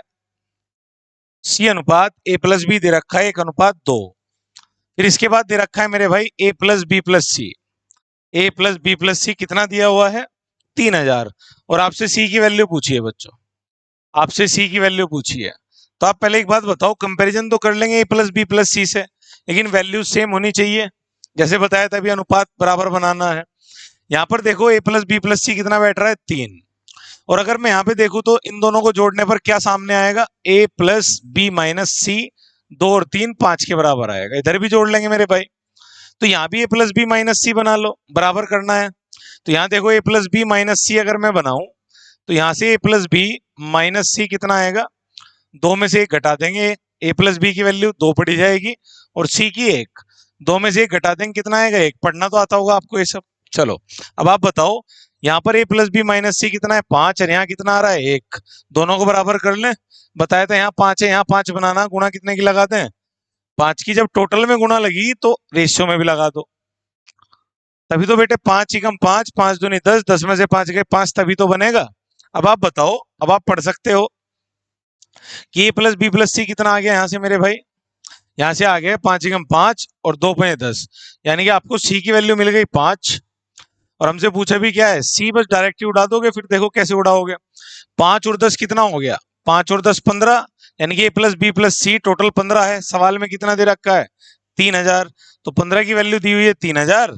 आपसे सी की वैल्यू पूछी है बच्चों, आसान है, समझ में आ रहा है। सी की वैल्यू मतलब सी आपने पढ़ा कितना पढ़ा 5, तो सी की वैल्यू चाहिए, जिसकी वैल्यू चाहिए गुणा में ले आओ। 5 थे 15, 3 से 1000 बार, तो आपका सी का मान कितना आ गया मेरे भाई 1000। चेक कर लो ऑप्शन में है क्या। चलिए आगे बढ़ते हैं नेक्स्ट क्वेश्चन। चलिए दोस्तों अगला क्वेश्चन स्टार्ट करते हैं। चलिए सीरीज में मजा आ रहा है तो बच्चे शेयर करो, लाइक करो और लोगों तक पहुंचाओ। तो मेहनत की जा रही है आप लोगों के लिए की जा रही है, ताकि अच्छे मार्क्स ला सको किसी भी एग्जाम में, ठीक है। चलिए क्वेश्चन क्या है, देखो पहले तो क्वेश्चन किसका है अलजेब्रा का है, साथ साथ फॉर्मूला बेस्ड हो सकता है, वरना इतने बड़े क्वेश्चन कैसे सोल्व करोगे। एक्स की वैल्यू नहीं रख सकता डायरेक्ट में, फिर वाई की नहीं रखूंगा तो स्क्वायर करने पड़ेंगे, रूट में वैल्यूज चलेंगी, ठीक है। तो उससे बचना कहीं ना कहीं हमें ढूंढना पड़ेगा कुछ ना कुछ, ठीक है। तो बताओ कैसे ढूंढेंगे। अब देखो यहाँ पर x माइनस 2y माइनस 1 है बाहर, तो फिर x का क्या बन रहा है स्क्वायर, तो यानी कि x का स्क्वायर हो रहा है। फिर आप देखो तो 2y का भी स्क्वायर हो रहा है, फिर आपने देखा इन दोनों की गुणा भी हो रही है 2xy, और फिर माइनस 2x आ रहा है, मतलब कहीं ना कहीं x माइनस 1 का माइनस 2x प्लस 1 भी आ रहा है। तो कहीं ना कहीं x माइनस 1 को तो अलग रखो, क्योंकि इसका स्क्वायर हो रहा है। देखो इसका स्क्वायर करोगे तो x स्क्वायर आएगा, दिखा देता हूं। अगर मैं x माइनस 1 का स्क्वायर करता हूं, a माइनस बी का स्क्वायर, पहले का स्क्वायर प्लस दूसरा मान माइनस दोनों की गुणा, तो x square plus 1 minus 2x कहीं ना कहीं इसमें दिखाई दे रहा है, x square plus 1 minus 2x। तो x माइनस 1 को अलग कर लिया, माइनस 2y अलग कर लिया। आगे देखो, अभी मैंने कहा x माइनस 1 का स्क्वायर दिख रहा है इसमें, तो मैंने देखा हाँ भाई x माइनस 1 का स्क्वायर दिख गया मुझे, तो ये 3 टर्म तो गई इसमें x माइनस 1 के स्क्वायर में। फिर मैंने देखा 2y का भी स्क्वायर हो रहा है प्लस में, हो रहा है। तो आप मुझे बताओ, अगर मैं इसे थोड़ी देर के लिए a कह दूं और इसे कह दूं मेरे भाई b, तो ये बन गया a माइनस बी, और ये बन गया a स्क्वायर, और ये बन गया प्लस में बी स्क्वायर, और a माइनस बी के साथ a square plus b square plus a b अगर आपको कहीं मिल गया, तो ये फॉर्मूला आपने सुना कि नहीं, a cube minus b cube का। a cube minus b cube का फॉर्मूला क्या होता है, a minus b a square plus b square plus a b, ठीक है। अब बताओ ए बी भी दिख रहा क्या आपको, कहाँ है मेरे भाई ए और बी का मतलब क्या है, ए को माना हमने x माइनस 1 और बी को माना 2y। अगर ए बी की बात करूं, ए गुणा बी क्या आना चाहिए, x माइनस 1 इंटू 2y आना चाहिए, यानी कि इसमें एक तो 2xy आना चाहिए, 2y के अंदर गुणा कर देंगे 2xy और माइनस 2y। देखो दिख रहा क्या कहीं, 2xy भी दिख रहा और माइनस 2y भी, तो ये तो पूरा का पूरा फॉर्मूला ही बन गया, यानी कि आगे ए बी ही आ गया, ए बी का मतलब x माइनस 1 इंटू 2y।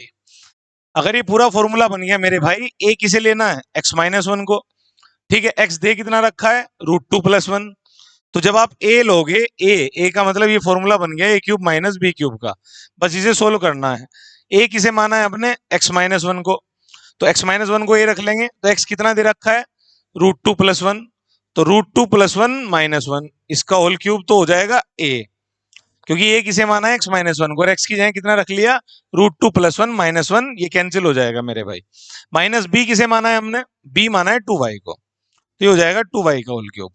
अब आप लोग बताओ मुझे √2 के होल क्यूब कितना आएगा, √2 की 3 बार गुणा होनी है तो 2√2 आ जाएगा, क्योंकि 2 बार गुणा करने पर तो रूट हट जाएगा, और एक √2 और 2√2 माइनस। अब बताओ y, ये हमने क्या रखा है मेरे भाई, b की वैल्यू कितनी है 2y, 2y के लिए y की वैल्यू √2/3 रख सकते हैं, तो हो जाएगा 2y की जगह 2 इंटू √2/3।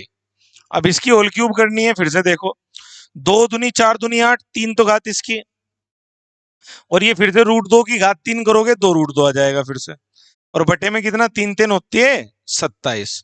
अब आप बताओ ये कितना बना, 27 दूनी 54, तो यहाँ पर बना मेरे भाई 54√2, और यहाँ पर 8 दूनी 16√2, और पूरे के बटे में कितना है 27। अब आप बताओ 54 में से 16 जाएंगे तो 38 बचेगा। 38 रूट दो भाई 27, ये कि इसे कैंसिल नहीं हो रहा है, जरा चेक कर लो ऑप्शन में है क्या। 38 रूट दो बटे 27, चलिए यही आंसर है बच्चों, स्क्रीनशॉट ले लो। चलिए दोस्तों अगला क्वेश्चन स्टार्ट करते हैं। क्वेश्चन किससे संबंधित है? एक दुकानदार ने 3 वस्तुएं बेची। पहली वस्तु को 10% हानि पर, दूसरी वस्तु को 20% लाभ पर, तीसरी वस्तु को 25% हानि पर, और उनके विक्रय मूल्य का अनुपात दे दिया गया है। क्या बनाना है हमें? 1, 4, 5। तो कुल लाभ या हानि प्रतिशत। बच्चों बहुत बेसिक क्वेश्चन होते हैं, आपने पढ़े भी होंगे कैसे करते हैं। 3 वस्तुएं हैं, पहले आपको कहा गया है 10% हानि। सबसे पहले 10% हानि है। कैसे पढ़ते हैं हानि को मेरे भाई? भिन्न बना लेते हैं, 1/10, परसेंट हटाओ बटे में 16। आप कहते हो ये सीपी है, खरीदी 10 में थी, 1 की हानि हो गई, तो बेची कितने में होगी मेरे भाई? मैंने 9 में। यानी कि आप कह सकते हो इस भाषा से हमें सीपी और एसपी मिल जाता है कि सीपी है 10 और एसपी है 9। दूसरी भाषा क्या है? दूसरी वस्तु 20% लाभ पर बेची। 20% का मतलब मेरे भाई 1/5, यानी कि 5 की खरीदी 1 के लाभ पर बेच दी तो कितने की जाएगी? 6 की। तो 5 की चीज 6 पे चली गई। तीसरा कह रहा है कि 25% हानि पर बेचा गया। अब बताओ 25% हानि का मतलब 1/4, यानी कि 4 की चीज 1 की हानि पर कितने की जाएगी? 3 की। यहां तक तो कोई समस्या नहीं होनी चाहिए, ठीक है। तो भिन्न बना ली हमने और सीपी और एसपी पढ़ लिया। अब क्या कहा गया है कि उनके विक्रय मूल्य का अनुपात बनाना है 1, 4, 5। अब देखो जब भी कभी ऐसे, जैसे यहाँ 9 है, 6 है, 3 है, ये 1, 4, 5 के अनुपात में तो है नहीं, बनाना है। कैसे बनाते हैं मेरे भाई? पहले इन तीनों को बराबर कर लो। बराबर करने का मतलब आप इन तीनों का एलसीएम ले लोगे। 9, 6, 3 का एलसीएम कैसे लोगे मेरे भाई? कितना आएगा बोलो? क्या 18 एक ऐसी वैल्यू है जो 9 से भी कट रही, 6 से भी और 3 से भी? चलिए तो 18 बनाना है तो यहाँ डबल कर लेंगे हम, यहाँ 3 गुना कर लेंगे और यहाँ 6 गुना। तीनों को पहले बराबर कर लो, फिर जिस अनुपात में बदलना है 1, 4, 5 में, उसकी गुना लगा दो। और ये सब उसी के साथ कार्यक्रम करना जिसे बदलना है। कभी सीपी में लगा दो, एसपी में करना पहले, कि पहले इक्वल कर लिया, फिर हमने 1, 4, 5 बना लिया। अब क्या करना है?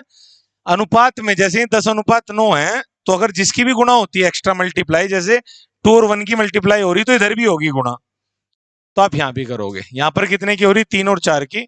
यहां पर हो रही है 6 और 5 की। अब आप एक तरफ सीपी निकाल लेंगे, एक तरफ एसपी। कितना है एसपी? 9 दूनी 18, 36 18 चौक 72, और यहाँ पर 3 छंग 18 पंजे 90। यहाँ बताओ मेरे भाई, 4 छिक 24 पंजे 120, और 3 चौक 12 पंजे 60, और 10 दूनी 20। तो आपको तीनों के सीपी पता लग गए और तीनों के एसपी। तो लाभ हानि आप बता ही सकते हो कि एक चीज 20 में खरीदी, 18 में बेची, 2 की हानि होगी इंसान को। तो पहले केस पे, और क्या पूछा है? कुल लाभ या हानि। तो पहले केस में मैंने देखा इसे हानि हुई, लॉस हुआ कितने का? 2 का पहली वस्तु पे। दूसरी वस्तु पे इसे प्रॉफिट हुआ है कितने का? 12 का। और तीसरी वस्तु पे इसे लॉस हुआ है 30 का।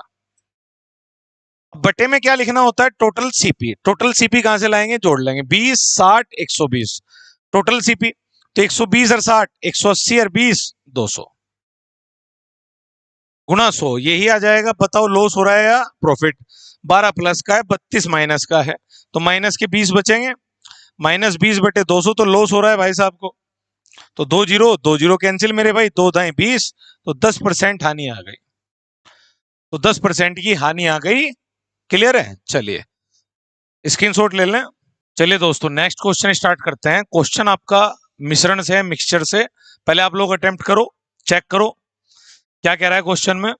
एक मिश्रण जिसमें दूध और पानी का अनुपात 5:3 है, यदि x% मिश्रण निकालकर उसे पानी से बदल दिया जाता है, जिससे दूध की सांद्रता 30% से लेकर 50% की सीमा में रहती है, तो इनमें से कौन सा x के मान को प्रदर्शित करता है? यानी कि आपको इसमें से देखो मिश्रण निकालना, उसकी जगह क्या भर देना है? पानी। तो मिश्रण तो उतना ही रहेगा। मान लो 10% निकाला, 10% पानी भर दिया, तो जितने लीटर था आज भी उतने लीटर ही रहेगा मिश्रण। फिर कह रहा है जिससे दूध की सांद्रता 30% से लेकर कितने तक रहे? 50% तक। तो बताओ एक्स का मान। एक्स का मान का मतलब है बच्चों कितने परसेंट आपने मिश्रण निकाला और कितने परसेंट उसमें पानी मिलाया। समझना बात को कि दूध और पानी किस अनुपात में दिया हुआ है मेरे भाई? 5:3। ठीक है, और आपको कह रहा है कि इसमें से x% मिश्रण निकालना है। अब आप मुझे बताओ मिश्रण कैसे निकालते हैं? ठीक है, मिश्रण निकालने का मतलब है इसमें से x% मिश्रण निकालोगे, तो मैंने पहले ही बताया आपको कि मिश्रण निकालने का मतलब मिश्रण भी 5:3 में निकलेगा, और जो बचेगा आज वो भी अब भी 5:3 में ही बचेगा। ठीक है, और फिर ये कह रहा है कि दूध की जो प्रतिशतता है, सांद्रता कितनी बनी रहनी चाहिए, आपको 30% से लेकर के कहां तक मेंटेन करनी, 50% तक, इसी के बीच रहनी चाहिए। तब बताओ कितने परसेंट इसमें से निकालूं और कितना पानी मिलाऊं। ये निकाला और फिर इसमें हमने पानी मिला दिया, यही कहना चाह रहा ना, और उतना ही पानी मिला दिया जितना मिश्रण निकाला। तो दूध की सांद्रता बदलेगी पानी मिलाने पर, लेकिन परसेंटेज जो बदलेगा वो केवल किस परसेंट में रहना चाहिए, 30 से 50। तो बताओ एक्स का मान कहां से कहां तक हो सकता है। अब ध्यान से सुनेंगे बात को, बाल को कैसे करेंगे मेरे भाई। अगर x% मिश्रण निकाला तो मैं इसे कह सकता हूं 5 और 3, पहले कितना था 8, ठीक है, आज भी कितना रहेगा 8। तो मैं कह सकता हूं अगर मुझे परसेंटेज में चीजें निकालनी तो यहाँ क्या चिपका लूं, 0 चिपका लूं, या ऐसे कह दूं कि मान लो मुझे 30% सांद्रता रखनी है दूध की, मिनिमम 30% रखनी है, तो मैं 30% बना दूं यहाँ पे। कैसे बनाऊं 30, अगर मैं इसमें 6 की गुणा मार दूं तो अनुपात में इसमें भी 6 की गुणा लगेगी। तो आप ये कहोगे वैल्यू हो गई 5×30 और दूसरी वैल्यू हो गई 3×18। तो अगर मैं कहूं टोटल ये 100% है, टोटल कितना है 100%, और हमें मेंटेन करना दूध कितने परसेंट, 30%, तो वाटर कितना रहना चाहिए। तो आप कह दोगे कि 30% ये, तो 30 की वैल्यू 30%, तो 18 की वैल्यू 18%। ठीक है, तो 18% आ गई, और 30 आप ये कहोगे इसका मतलब देखने में देखें तो 30 की वैल्यू 30% है, लेकिन 100 में से 30 हटाए तो इसकी वैल्यू कितनी बैठती है बच्चों, 70। तो 70% की वैल्यू है कितनी, 18। क्लियर है, तो 70% की वैल्यू अगर 18 है तो कितने परसेंट बैठेगा बताओ आप, कितना बढ़ा पहले से, मतलब 18% की बजाय कितना जल हो सकता है, मतलब कितना वाटर बना सकते हो आप, 70, तो कितने परसेंट तक बढ़ा सकते हो, 52% तक। अगर आपको दूध की सांद्रता 30% मिनिमम रखनी है तो जल आप कितने तक बढ़ा सकते हैं, कहां तक मिला सकते हैं, 52% तक। कैसे सोचा फिर से बता रहा हूं, मैंने क्या किया, 5:3 था, परसेंटेज में 100 मान लिया टोटल, फिलहाल 100 में से दूध कितना रखना है 30, तो 30% का 30 बनाने की कोशिश करी, तो बाकी कितना रह गया 70। वैसे कितना बच रहा है 18, 18 से 70 तक रख सकते हैं, कितने परसेंट का फर्क है, 52 का, यानी कि आप वाटर 52% तक इसमें बना सकते हैं। इसके अलावा दूसरा केस 50%। अब अगर मैं इसे 50% बनाना चाहूं तो 5 में कितनी गुणा लगेगी, 10 की, तो 3 में भी। अब आप बताओ, ये 50% की वैल्यू 50 है, टोटल 100 मान लू, फिर से ही 50 बैठेगा बाकी का, तो ये भी 50%, तो 50% की वैल्यू कितनी हो गई, 30, 10 दिए 30, 30 से 50 मतलब कहां तक, 20% वाटर मिला सकते हैं एक्स्ट्रा। और तो एक्स की जो सीमा है आप 20% से लेके कहां तक मिला सकते हैं, 52 तक। है कोई ऑप्शन, बी ऑप्शन। तो एक तो तरीका ही है बच्चों, एक और तरीका है इसका, आप चाहें तो इसको एक्स से भी हल कर सकते हैं। आप स्टार्टिंग में क्या करो, 500 तो मान लो मिल्क और वाटर मान लो 300, तो टोटल कितना हो जाएगा बच्चों, 800। आपने कहा x% मैंने मिश्रण निकाल लिया, तो x% मिश्रण में x% मिल्क निकलेगा और x% ही वाटर, तो 500 का x% निकालोगे तो कितना बचेगा, 500 का x% निकालोगे 5x आएगा, 500 का x% कितना आएगा बच्चों, 5x। तो 5x अगर मैं इसमें से हटा दूं तो अब मिल्क कितना बचा, वाटर कितना बचा, 300 में से कितना हटा देंगे भाई, 3x, और फिर से बाहर से मिलाएंगे तो हमें तो केवल मिल्क चाहिए, और टोटल सांद्रता आज भी कितनी रहेगी 800, क्योंकि आपने जितना मिश्रण निकाला उतना ही पानी मिला दिया, तो 800 की 800 मेंटेन रहेगी। अब आप बताओ, यहां से अगर मैं मिल्क का परसेंटेज निकालूं, कैसे निकालूंगा, कितना मिल्क है मिश्रण में, तो 500 माइनस 5x, कितने में से, 800 में से, और गुणा 100, और किसके बीच रखना है बच्चों से, हमें इस वैल्यू को रखना है किसके बीच, 30% से 50% के, मिल्क की सांद्रता। तो आपने इनइक्वालिटी सीखी होगी, ग्रेटर देन लेस देन। अब बताओ क्या करेंगे, 2 जीरो से 2 जीरो कैंसिल, 8 की गुणा इधर कर देंगे, 8 से 24, 240, यहां बचा 500 माइनस 5x, इधर बनेगा 8 में 40, 400। आप कहेंगे इस 500 को दोनों और घटा दें, तो 240 में से 500 घटेगा, कितना बचेगा, 240 में से 500 घटेगा, 260 बचेगा, और इधर माइनस का 5x, और इधर 400 में से 500 घटेगा, माइनस का 100 बचेगा। ठीक है, आपने माइनस हटाना सीखा होगा कि अगर माइनस है सब जगह और माइनस की गुणा लगा दें तो इनइक्वालिटी चेंज हो जाती है। तो ये बन जाएगा 260 अगर माइनस हटाना, माइनस की गुणा लगा दूं तो इनइक्वालिटी चेंज हो जाती है। तो ये हो जाएगा 5x और ये हो जाएगा 100। अगर आपको x से मान के करना है ऐसे करेंगे।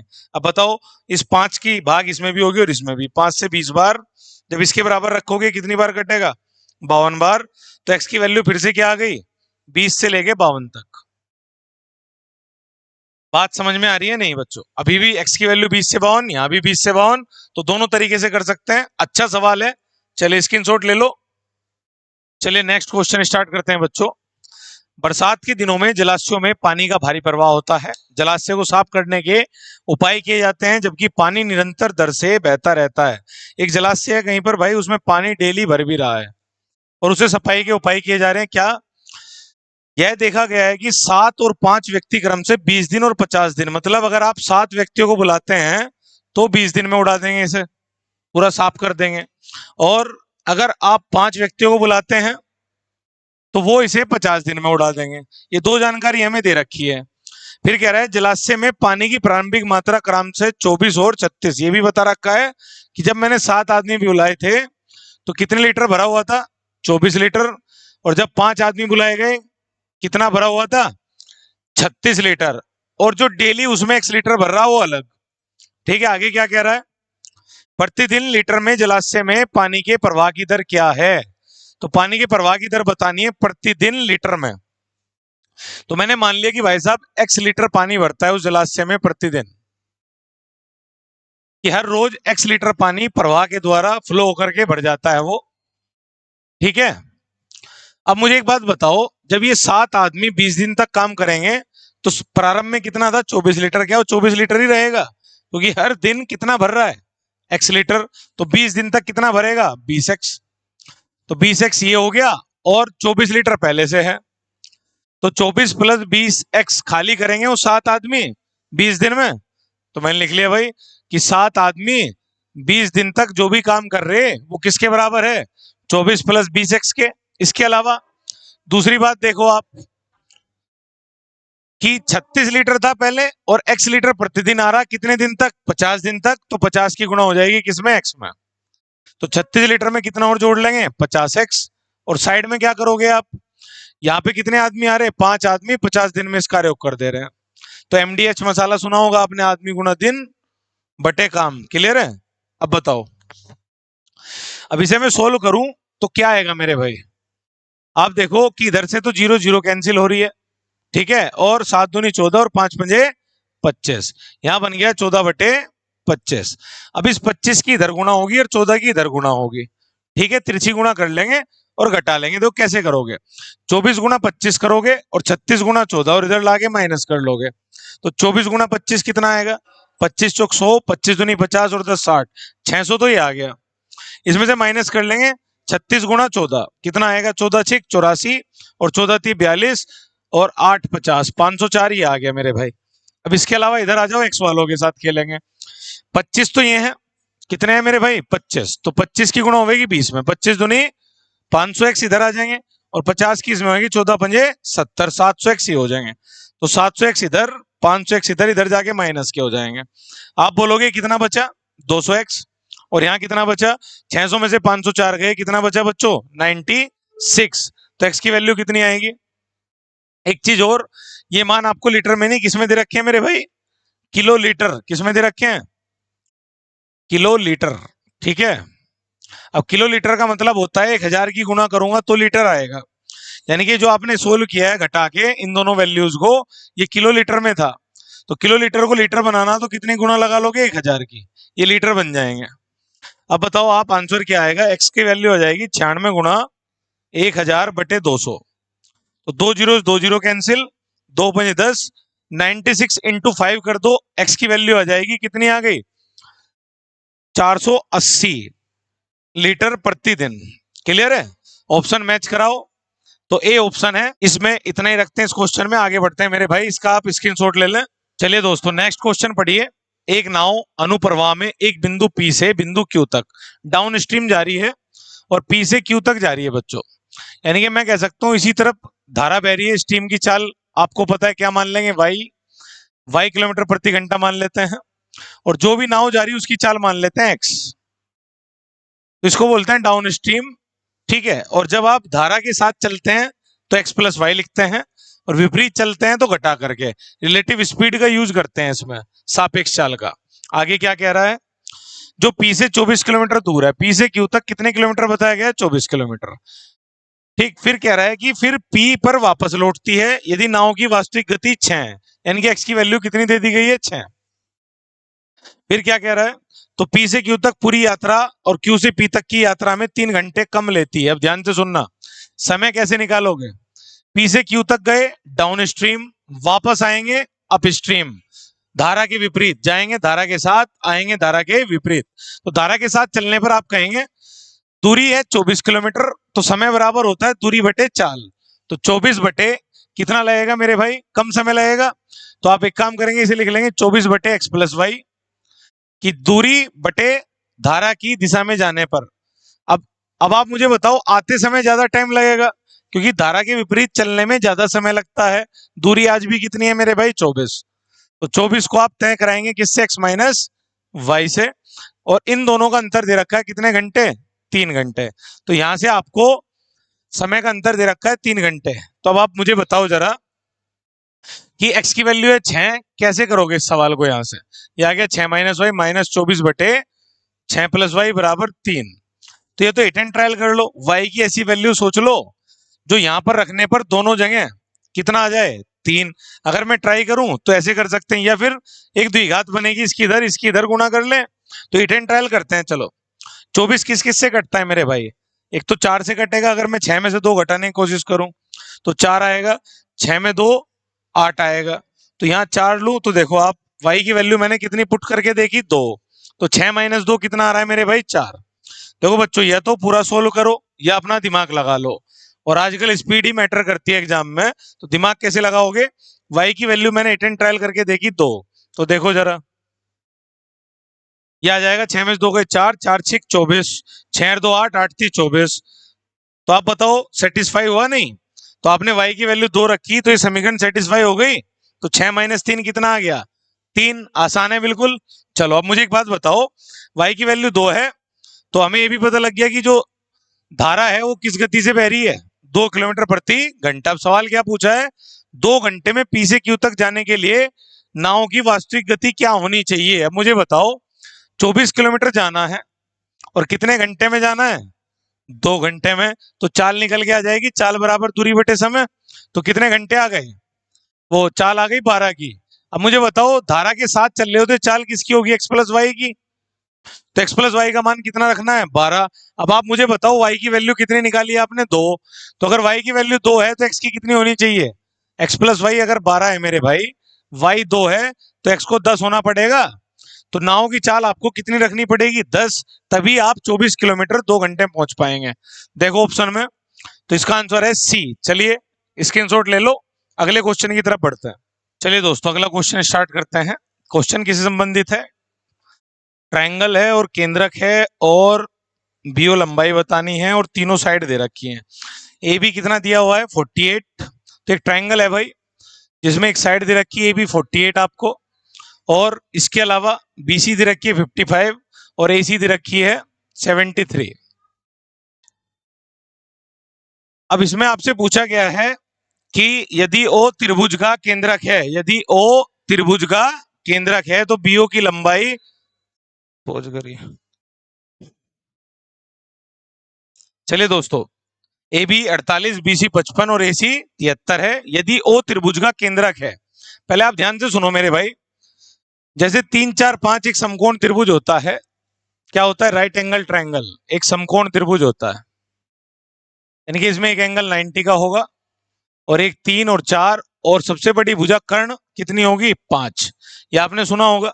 तो ऐसे राइट एंगल ट्रायंगल बनते हैं बहुत सारे, जैसे इनकी मल्टीप्लाई कर लो आप 2 से, 3 से, 4 से, तो भी समकोण त्रिभुज ही बनेगा, राइट एंगल ट्रायंगल ही बनेगा, जैसे 6 8 और 10। ठीक है मेरे भाई। इसके अलावा कुछ बेसिक मान होते हैं जो आपको याद होने चाहिए, जैसे 5 12 13 याद होना चाहिए, 8 15 17, एक 9 40 41। ये ट्रिपलेट बनाई भी जा सकती है, आप बनाकर भी देख सकते हैं, उसके लिए अलग से बताया जाएगा। ठीक है मेरे भाई, अभी वीडियो बड़ी हो जाएगी, बस देख लो। तो ऐसी 48 55 73 को अगर आप ट्राई करें, आपने सुना भी है पाइथागोरस, सबसे छोटे का वर्ग मतलब दो छोटी भुजाओं के वर्गों का योग बड़ी भुजा के बराबर होना चाहिए, तभी समकोण बनता है। 6 छंग 36, 8 अठी 64, 10 दाम 100, 64 36 भी 100, ये भी 100। अब आप बताओ यहाँ पे बड़ी भुजा कितनी है 73, तो 73 का स्क्वायर बराबर आएगा 48 का और 55 का। करके देखते हैं सेम बन रहा है क्या। तो 55 का स्क्वायर क्या होता है मेरे भाई, 5 का वर्ग होता है 25 और 5 छंग 30, 30 25। कैसे निकालते हैं, बाद में 5 का वर्ग है 25 आएगा, अगली संख्या में एक बढ़ा के गुणा मार दो। 48 का वर्ग 50 से 2 कम है, 2 का वर्ग 04 तो आएगा ही आएगा, और 25 से 2 कम 2304 आएगा। 73 का वर्ग कैसे निकालना है, 50 से 23 ज्यादा है तो 23 का वर्ग 529 आएगा। ये ट्रिक है बच्चों, आपको आनी चाहिए वर्ग निकालने की। बस मैं ये बताना चाह रहा हूं कि एक समकोण त्रिभुज है, अगर ये निकाल लिया सवाल आसान है। फिर देखो, तो 73 का वर्ग में 50 से 23 ज्यादा, 23 का वर्ग कर लो, बाद के 2 अंक आ गए, जो भी एक्स्ट्रा है वो ऊपर लिख लो। अभी अगर 50 से 23 ज्यादा है तो 25 में बढ़ा दो, ये आ जाएगा 25 23 48, और 5 ही जोड़ लो तो इधर तो आ गया 53 29। इधर देखो कितना आ रहा है, 25 4 29 और 30 25 53। तो आप मुझे बताओ सेम आया नहीं, यानी कि बड़ी भुजा का वर्ग दो छोटी भुजाओं के वर्गों के योग के बराबर है। तो यानी कि कौन सा त्रिभुज है, एक राइट एंगल ट्रायंगल। और राइट एंगल ट्रायंगल में कुछ बातें ध्यान से सुनेंगे आप। अगर ये एक समकोण त्रिभुज है तो यहाँ पे केंद्रक जो होता है ना, केंद्रक मेरे भाई आपको कुछ बातें बताता हूं, ध्यान से सुनेंगे आप। आपसे क्या पूछा है कि ओ त्रिभुज का केंद्रक है, तो बीओ की लंबाई सेंटीमीटर में ज्ञात करनी। तो अगर ये ए बी सी कैसे बन गया, देखो ए बी कितना है 48, बीसी कितना है 55 और एसी कितना है 73। आपको केवल ये बतानी है बीओ, ठीक है। अब देखो समकोण त्रिभुज में क्या होता है मेरे भाई, कि जब आप ये बनाओगे ना, केंद्रक किसे बोलते हैं पहले ही बताओ।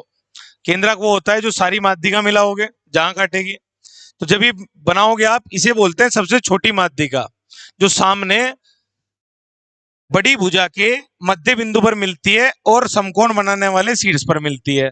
इन दोनों को मिला दो तो ये माध्यिका ही बनती है और बड़े आर के बराबर होती है परिवर्त की त्रिज्या, क्योंकि कर्ण का आधा भी बड़ा आर होता है इसमें, आपने पढ़ा होगा। और कर्ण के मध्य बिंदु से लेके यहां तक ये भी बड़े परिवर्त की त्रिज्या, मतलब जो इसके बाहर आप एक सर्कल खींचोगे तीनों शीर्षों से होता हुआ, उसकी रेडियस के बराबर होता है। और आपको पता है यहां से लेके यहां तक 2:1 में बांटता है, केंद्रक माध्यिका को 2:1 में बांटता है शीर्ष से लेकर के। तो आप मुझे बताओ, जो भी आर आएगी, आर कैसे निकालते हैं, परिवर्त की त्रिज्या मैंने बताया अभी। आर यहां पर कैसे निकालते हैं, कर्ण का आधा कर देते हैं, जो भी इसका हाइपोटेन्यूज होगा उसका आधा कर देंगे, कितना है 73। तो आप 73 का आधा कर दोगे, ये हो जाएगा आर, परिवर्त की त्रिज्या आपको आनी चाहिए। तो कर्ण का आधा, अब इसको भी हमें बांटना है 2:1 में, वो वैल्यू आपका आंसर होगी। अब ध्यान से सुनो, 73/2 को बांटना है आपको 2:1 में। 2:1 में कैसे बांटते हैं, और कौन सा हिस्सा लेना है, 2 वाला, इधर वाला, तभी तो बीओ आएगी। तो बीओ हो गई ये। अगर ओ और ये एम कह देता हूं, ओ एम निकालना हो तो 1 का मान निकाल दो। तो 2 और 1 कितने का मान दे रखा है, 3 का। 3 का मान है 73/2, तो बटे में 3 आएगा, कितने का मान निकालना है, 2 का, गुणा में 2 आएगा। डायरेक्ट बीओ निकाल सकते हो कि 3 की वैल्यू है 73/2, 2 की वैल्यू निकालनी है, निकाल लो।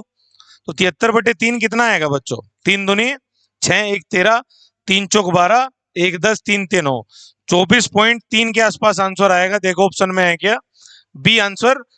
बढ़िया से देख लो मेरे भाई, तगड़ा सवाल है। पहले आपको ये पहचानना है क्या है, एक समकोण त्रिभुज है, तो ये मान याद ही कर लो। 48 55 73 भी क्या बनाते हैं, राइट एंगल ट्रायंगल। उसके बाद ये प्रॉपर्टी याद कर लो कि परिवर्त की जो त्रिज्या होती है, वही यहां से समकोण वाले बिंदु से जो भी आपका कर्ण होगा उसके मध्य बिंदु पर मिलेगा, यही परिवर्त की त्रिज्या होगी, जो कर्ण का आधा होती है।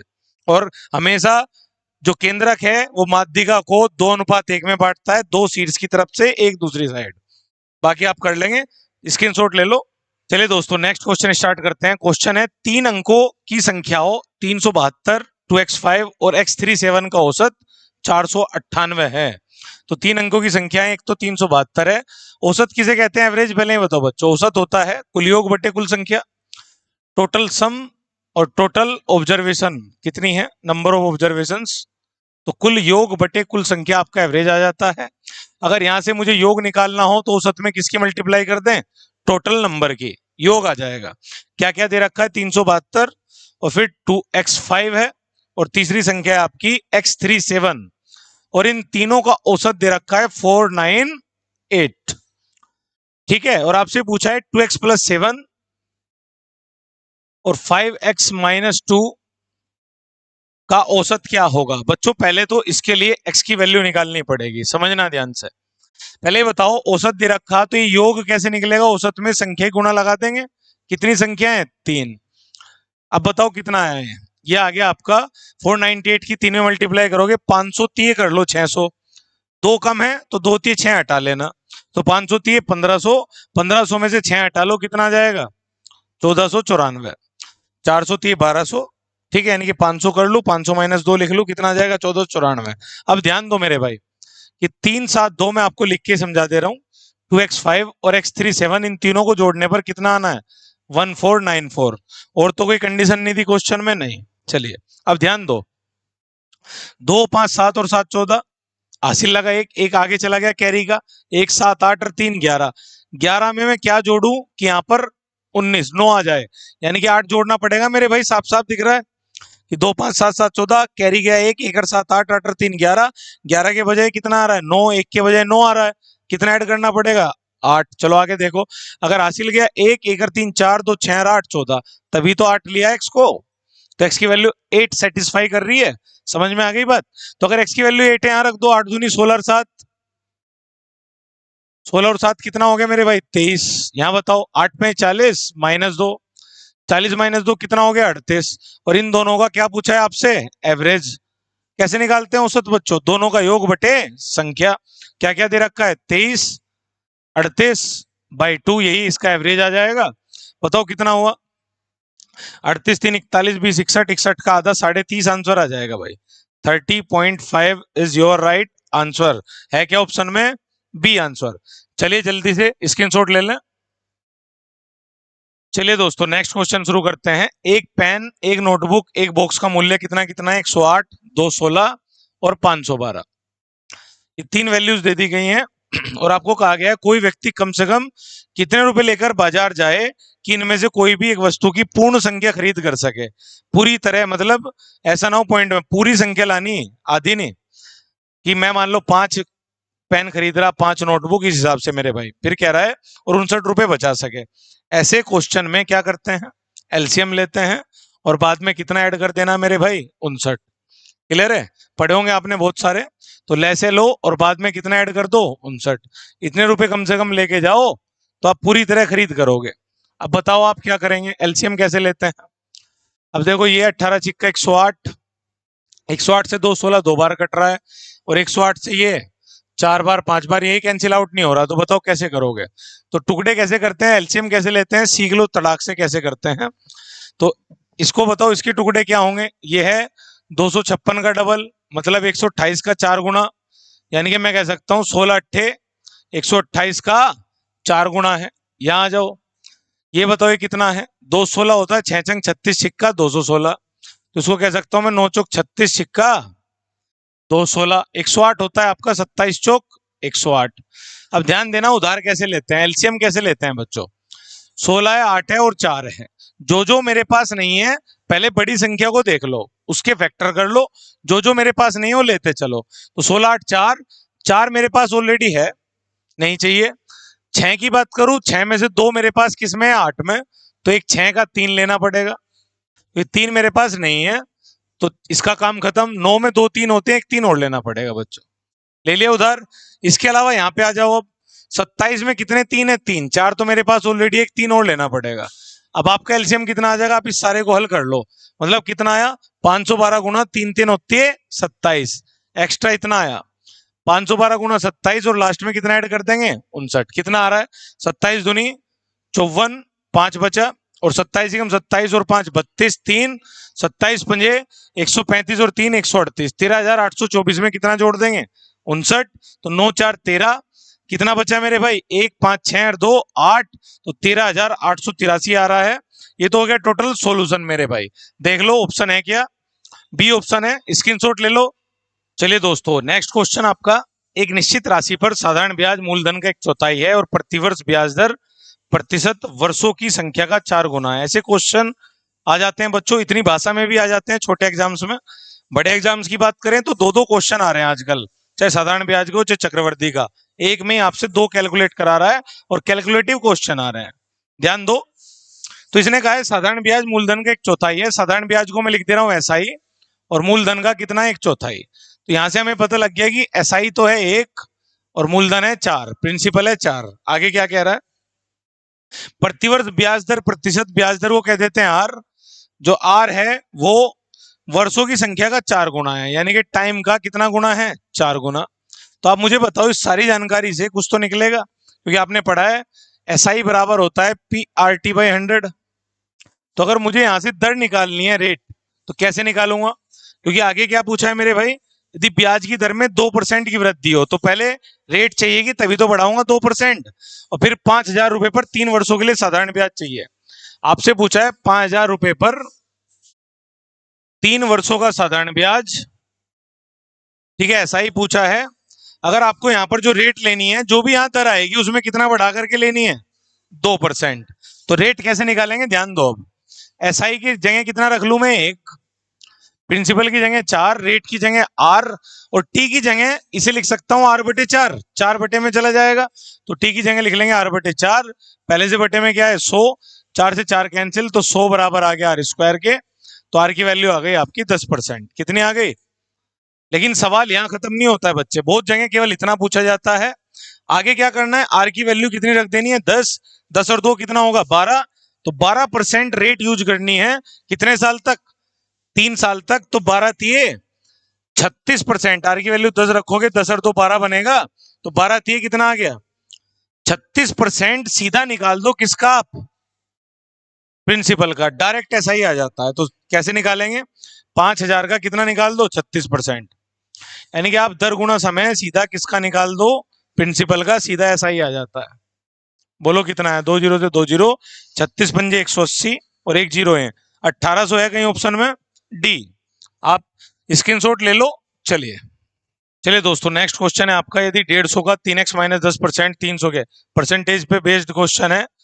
ऊपर वाले से x की वैल्यू निकालोगे, दूसरे में रखोगे और निकाल लोगे। देखो क्या क्या कह रहा है, 150 का 3x माइनस 10%, 3x माइनस 10% किसके बराबर कह रहा है मेरे भाई, 300 के x% से 15 अधिक है, 300 के x% से 15 अधिक है। ऐसे ही लिखोगे तो यहां से x की वैल्यू फाइंड आउट कर लेंगे। कैसे, देखो परसेंटेज का मतलब बटे में 100 होता है, तो बटे का 100 मतलब 1 जीरो तो हट गई, बटे में कितना रह गया 10, परसेंटेज से 2 जीरो हट गई पूरी, तो इधर तो रह गया 3x। इधर निकालते हैं क्या आएगा मेरे भाई, फिर इसको सोल्व कर लेंगे। इस 10 की गुणा उधर होगी, रुक जाओ, 5 थे 15, 5 दूनी, थोड़ा और छोटा कर लेते हैं, करवाओ कैलकुलेट, 3 थे 9x माइनस 3 दाई 30, बटे में 2 है, 2 गुणा में जाएगा उधर, 2 तिये 6x और 15 दूनी 30। अब 9x में से 6x घट जाएंगे, 3x बचेंगे, और 30 और 30 60, यानी कि x की वैल्यू आ गई 20। तो ये कैलकुलेशन करके x की वैल्यू 20 आ गई मेरे भाई।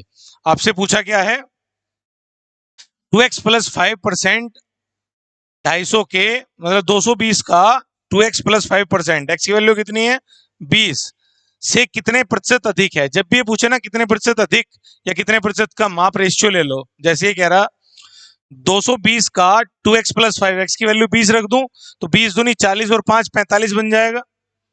220 का 45% 250 के, किससे पूछ रहा है, तो आप रेशियो में लिख लो उसे, 250 के x प्लस 10, x की वैल्यू 20 है, 20 और 10 30% से कितने प्रतिशत अधिक या कम कभी पूछे तो आप पहले रेशियो ले लो। बताओ, 0 0 गई, 15 थी 45, 15 दूनी 30, और यहाँ 2 से 11 बार, तो इधर बचा 11 थी 33, यहाँ पर बचा 25। अब आप बताओ 25 से 33 कितना अधिक है, 8, कितने पे 25 पे गुणा 100, 25 चौका 100, 8 चौक 32, देखो 32% ऑप्शन में है क्या, आपको ऑप्शन हो गया डी। चलिए स्क्रीनशॉट ले लो। चलिए दोस्तों, नेक्स्ट क्वेश्चन है आपका, यदि थीटा 0 से 90 डिग्री, आप पता होगा आपको कि ये फर्स्ट क्वाड्रेंट में होता है 0 से 90 डिग्री, प्रथम चतुर्थांश में बोलते हैं 90 डिग्री तक। फिर कह रहा है 1 minus sine alpha, sec alpha plus tan alpha, और फिर tan alpha plus sec alpha plus 1, cot alpha minus cosec alpha plus 1, एक पूरी पूरी वैल्यू, आपको एक बड़ा सा मान दे रखा है बच्चों, घबराना नहीं है, अंश में भी है हर में भी है। अब आपको करना क्या है मेरे भाई, वैल्यू पुट कर सकते हो 45 डिग्री, लेकिन वैल्यू पुट अगर आप करोगे तो इसमें देखो रूट में वैल्यू चलेंगे, और फिर जो ऑप्शन है वो भी दो ऑप्शन मैच कर सकते हैं 45 पे, तो ऑप्शन नहीं रखने तो कैसे करेंगे, मतलब वैल्यू पुट नहीं करनी तो देखो कैसे करोगे।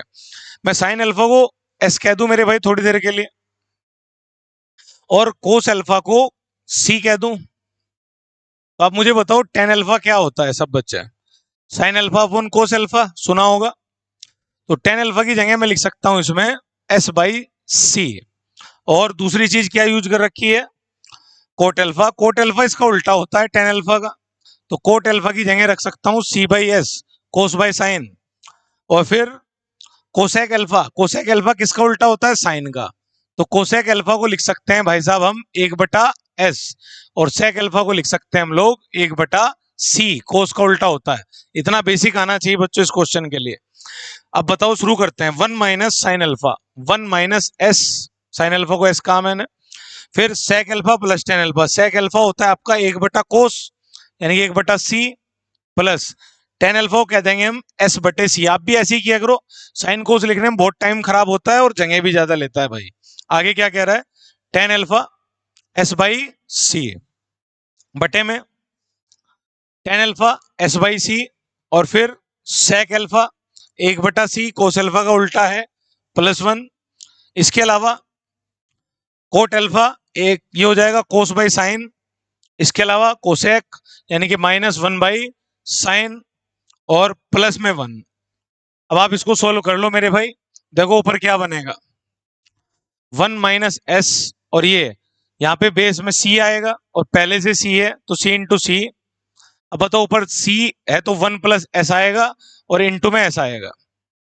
अब बटे में आ जाओ, यहाँ क्या बनेगा, यहाँ पर आप एलसीएम सी ले लेंगे, एस प्लस 1 प्लस सी बनेगा, बटे में सी आएगा, और यहाँ पर बताओ, यहाँ पर बनेगा सी -1 प्लस एस, मतलब इसे लिख सकता हूं मैं सी प्लस एस -1, और बटे में क्या बनेगा एस, सी से एक सी कैंसिल हो जाएगा। ठीक, अब इसको कैसे सोल्व करोगे देखो जल्दी से, यहाँ बनेगा आपका 1 minus S square, 1 minus S 1 plus S, ये बन जाएगा 1 माइनस एस स्क्वायर, मतलब 1 माइनस साइन स्क्वायर, और 1 माइनस साइन स्क्वायर होता है कोस स्क्वायर, इंटू में एस है, बटे में आओ, तो यहां से देखो एक तो बन रहा है सी प्लस एस +1 और एक सी प्लस एस -1, तो सी प्लस एस को थोड़ी देर के लिए ए कह दूं तो ए प्लस बी ए माइनस बी, तो आपको पता है इसमें आ जाएगा सी प्लस एस का स्क्वायर माइनस किसका, एक का स्क्वायर, और बटे में क्या चल रहा है एस, तो बटे का एस आपको पता है कहाँ जाएगा, और ये सी एक गुणा में यहाँ है तो सी यहाँ रहेगा, और बटे का एस ऊपर चला जाएगा तो ऊपर पहले से ऐसे एस स्क्वायर हो जाएगा। अब आप मुझे बताओ 1 माइनस एस स्क्वायर होता है 1 माइनस साइन स्क्वायर अल्फा, जो कोस स्क्वायर अल्फा होता है, इनटू में साइन स्क्वायर अल्फा, बटे में इसे सोल्व करो, ये आएगा c square plus s square plus 2cs, इसको क्या बोलेंगे हम कि c square plus s square plus 2cs -1 और इनटू में सी, तो ये सी तो इससे कट गया मेरे भाई। अब आप बताओ क्या बचा आपके पास, तो आगे क्या बच रहा है देखो, यहाँ बचा साइन स्क्वायर, बटे में बताओ आप क्या बनेगा, cos square plus sine square एक होता है, इस एक से एक कैंसिल हो जाएगा, cos square alpha plus sine square alpha, एक आपको आइडेंटिटी पता होगी एक के बराबर होता है, तो यहाँ नीचे क्या बचेगा बच्चों बटे में, तो ऊपर तो सी गुणा एस स्क्वायर है, बटे में 2cs है, क्या है 2cs। अब आप मुझे बताओ इस s से एक s कैंसिल हो जाएगा, इस c से c, तो s/2 बचा, s किसे कहा था हमने साइन को, तो आंसर आ गया साइन θ/2 है किसी ऑप्शन में, यानी कि हमने अल्फा में पढ़ रहे तो साइन अल्फा/2 आएगा। ये पूरा नोट डाउन कर लो मेरे भाई, वैल्यू पुट करोगे बाबूजी बन जाएगा, तो ध्यान से देखो, चलिए स्क्रीनशॉट ले लो।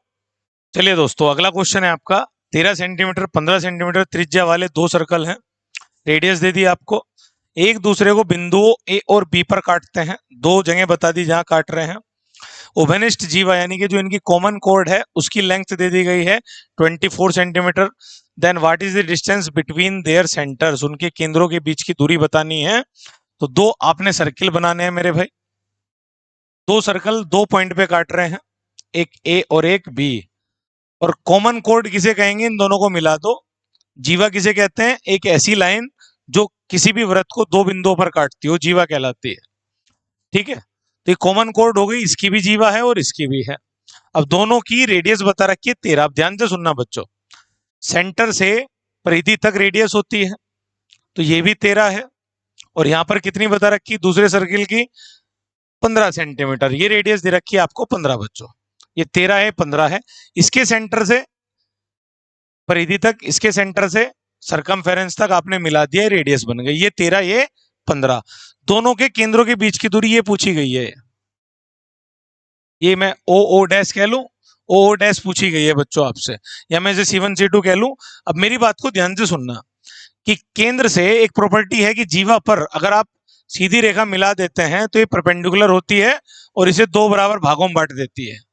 ठीक है, कि जो भी आप ऐसे लाइन मिलाओगे केंद्र से जीवा पर तो एक परपेंडिकुलर बनेगा और इसको कितने भागों में बांटेगी, दो बराबर भागों में। अब आपको जीवा की लंबाई निकालनी है। अब मेरी बात ध्यान से सुनना, इसमें कितने राइट एंगल ट्रायंगल बने, एक इधर एक इधर, दो राइट एंगल ट्रायंगल है। अभी मैंने बात की थी कि ट्रिपलेट्स बोलते हैं, जिसे मैं हिंदी में तिगड़ी बोलता हूं। कैसे याद करो, अगर एक समकोण त्रिभुज है और कर्ण 13 है तो चांसेस हो सकते हैं 5 12 13 के।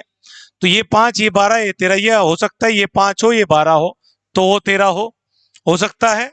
ऐसे ही यहां बताओ 15 के साथ क्या आती है, 8 15 17, 8 15 17, पर यहां पर तो 12 ही कर्ण है।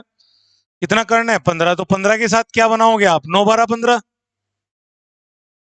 कैसे बनाएंगे, 3 4 5 बेसिक ट्रिपलेट होती है तो 9 12 15 आती है। अब ध्यान से देखो, दोनों में कॉमन क्या है, यहां भी 12 यूज हो रहा है और यहां भी 12, तो कॉमन ये लाइन ही तो है। तो इसकी वैल्यू कितने होने के चांस है, 12। तो इधर से तो बनेगी ट्रिपलेट 9 12 15, इधर से बनेगी आपकी 5 12 13, तो दो ट्रिपलेट बन गई। तो इस जीवा की लंबाई कितनी होगी, मैंने बताया था ए बी, ये आधी आधी बढ़ जाती है तो 12 12 कितनी आ जाएगी, 24 सेंटीमीटर। तो आपको इसमें ट्रिपलेट की जानकारी होनी चाहिए, आसान हो जाता है। तो अब जीवा 24 आई है और जीवा दे कितनी रखी है, जिसमें जीवा दी हुई है 24, केंद्रों के बीच की दूरी पूछी है। तो 24 का मान 24 है तो हमने वैल्यू सही ली है। तो केंद्रों के बीच की दूरी कितनी होगी मेरे भाई, 5 और 9 14, जोड़ लेंगे हम। 14 है ऑप्शन में कहीं, 14 सेंटीमीटर है, स्क्रीनशॉट ले लो आप। चलिए दोस्तों नेक्स्ट क्वेश्चन करते हैं। मजा आ रहा है सीरीज में तो लाइक करो, शेयर करो, पहुंचाओ दोस्तों तक। देखो कितने बड़े बिरला बनते हैं दोस्त आपके हैं, देखो कितने क्वेश्चन कर पाएंगे टेस्ट के। चलो, पी एक कार्य का 5/8 भाग 15 दिनों में पूरा कर सकता है। अब ऐसी भाषाओं को ध्यान से सुनेंगे बच्चों। ये कह रहा है आपका पी एक कार्य का 5/8 भाग कितने दिनों में कर सकता है, 15 दिन में। यानी कि अगर मैं टोटल निकाल लूं तो कैसे निकालूंगा भाई, 5/8 भाग 15 दिन लग गए, पूरा कितना होता है एक, तो इसके रिवर्स की गुणा कर दिया करो, तो रिवर्स कर दो तो 8/5, 5 थे 15, यानी कि पूरा काम करने में इसे 24 दिन लगेंगे। यानी कि पी को लगते पूरा काम करने में 24 दिन। आगे क्या कह रहा है, ऐसे क्यू को उड़ा दो 3/4 भाग 30 दिनों में, तो 3/4 30 दिन कैसे करोगे मेरे भाई, 30 दिन अपोजिट की गुणा लगा दो, उल्टे की रिवर्स कर दो, 10 चौक 40 दिन लग जाएंगे, पूरा काम करने में 40 दिन। अगर 3/4 भाग करने में उसे 30 दिन लगे थे तो पूरा काम करने में 40 दिन लगेंगे। इसके अलावा आपको पता है कार्य समय में इन दोनों का एलसीएम लेकर के मान लेते हैं टोटल वर्क। बताओ 24 40 का टोटल कितना आएगा, आप एलसीएम ले लोगे कितना आया, 120, 24 पंजे 120 और 40 थी 120। हमने इनका एक यूनिट कार्य निकाल लिया, पर डे कितना कर रहा है आदमी, मतलब एक यूनिट में कितना, मतलब पर डे कितना काम कर रहा है, ऐसे बोलेंगे 5 का काम एक दिन में, 3 का काम एक दिन में, अगर टोटल काम कितना है 120। इन्होंने कहा है कि उन्होंने 8 दिनों तक एक साथ कार्य किया, तो 8 दिन में जितना कार्य करेंगे वो हटा दो, तो शेष बचा कार्य किससे कह रहा है, क्यों अकेले कार्य करते शेष कार्यों को कितना समय लेगा।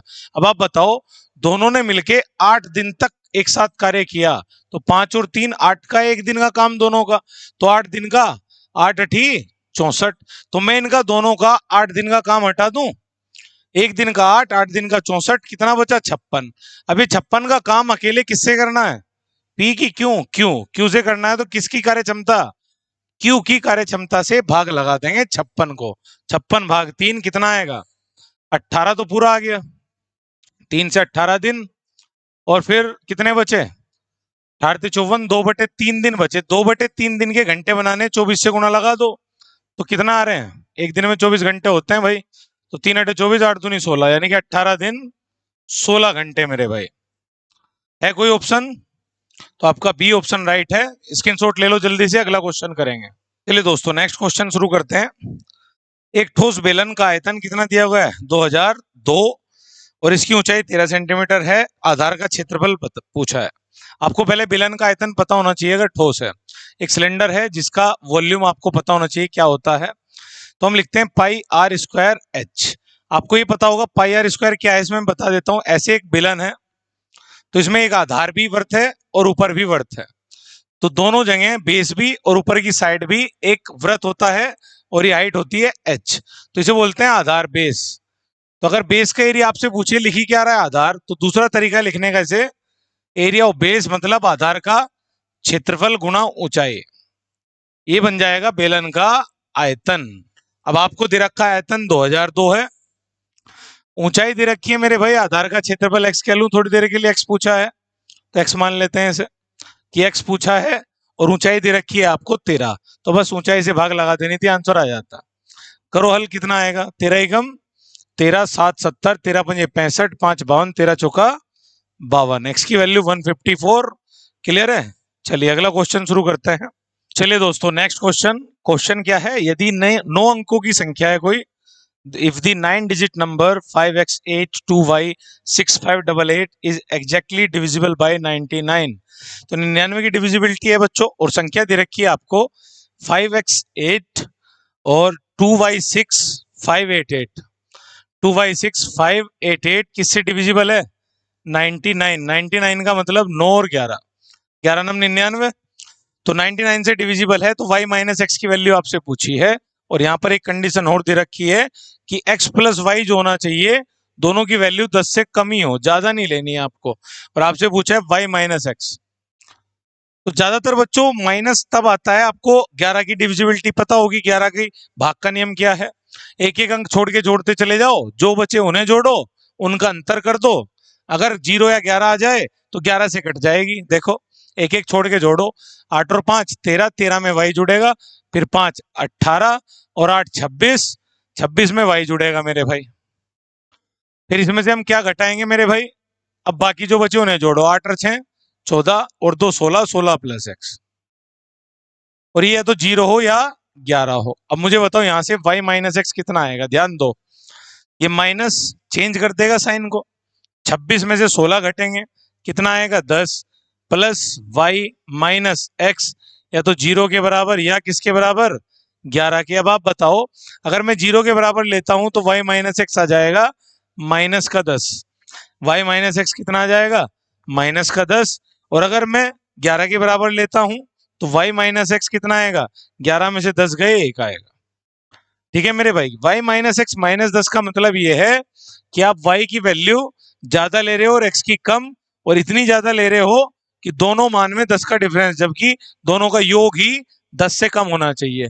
इतनी वैल्यू ले सकते, तो कौन सा आंसर होगा? है ऑप्शन में सी, स्क्रीनशॉट ले लो। चलिए दोस्तों नेक्स्ट क्वेश्चन स्टार्ट करते हैं।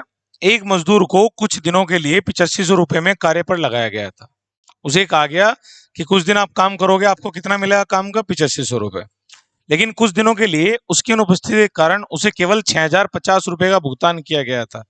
आपने उसे 8500 रुपए देने की बात कही गई, कुछ दिन वो आपके यहाँ नहीं आया, गायब रहा, तो आपने कितना भुगतान किया?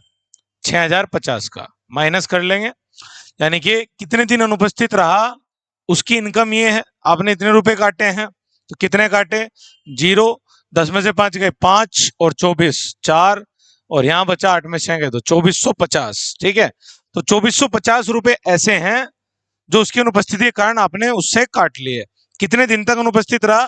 तो जिस ऑप्शन से वैल्यू कट जाएगी वही ऑप्शन सही होगा। तो क्या क्या दे रखा है? 49, 45, तीसरा ऑप्शन है आपका 44 और 42।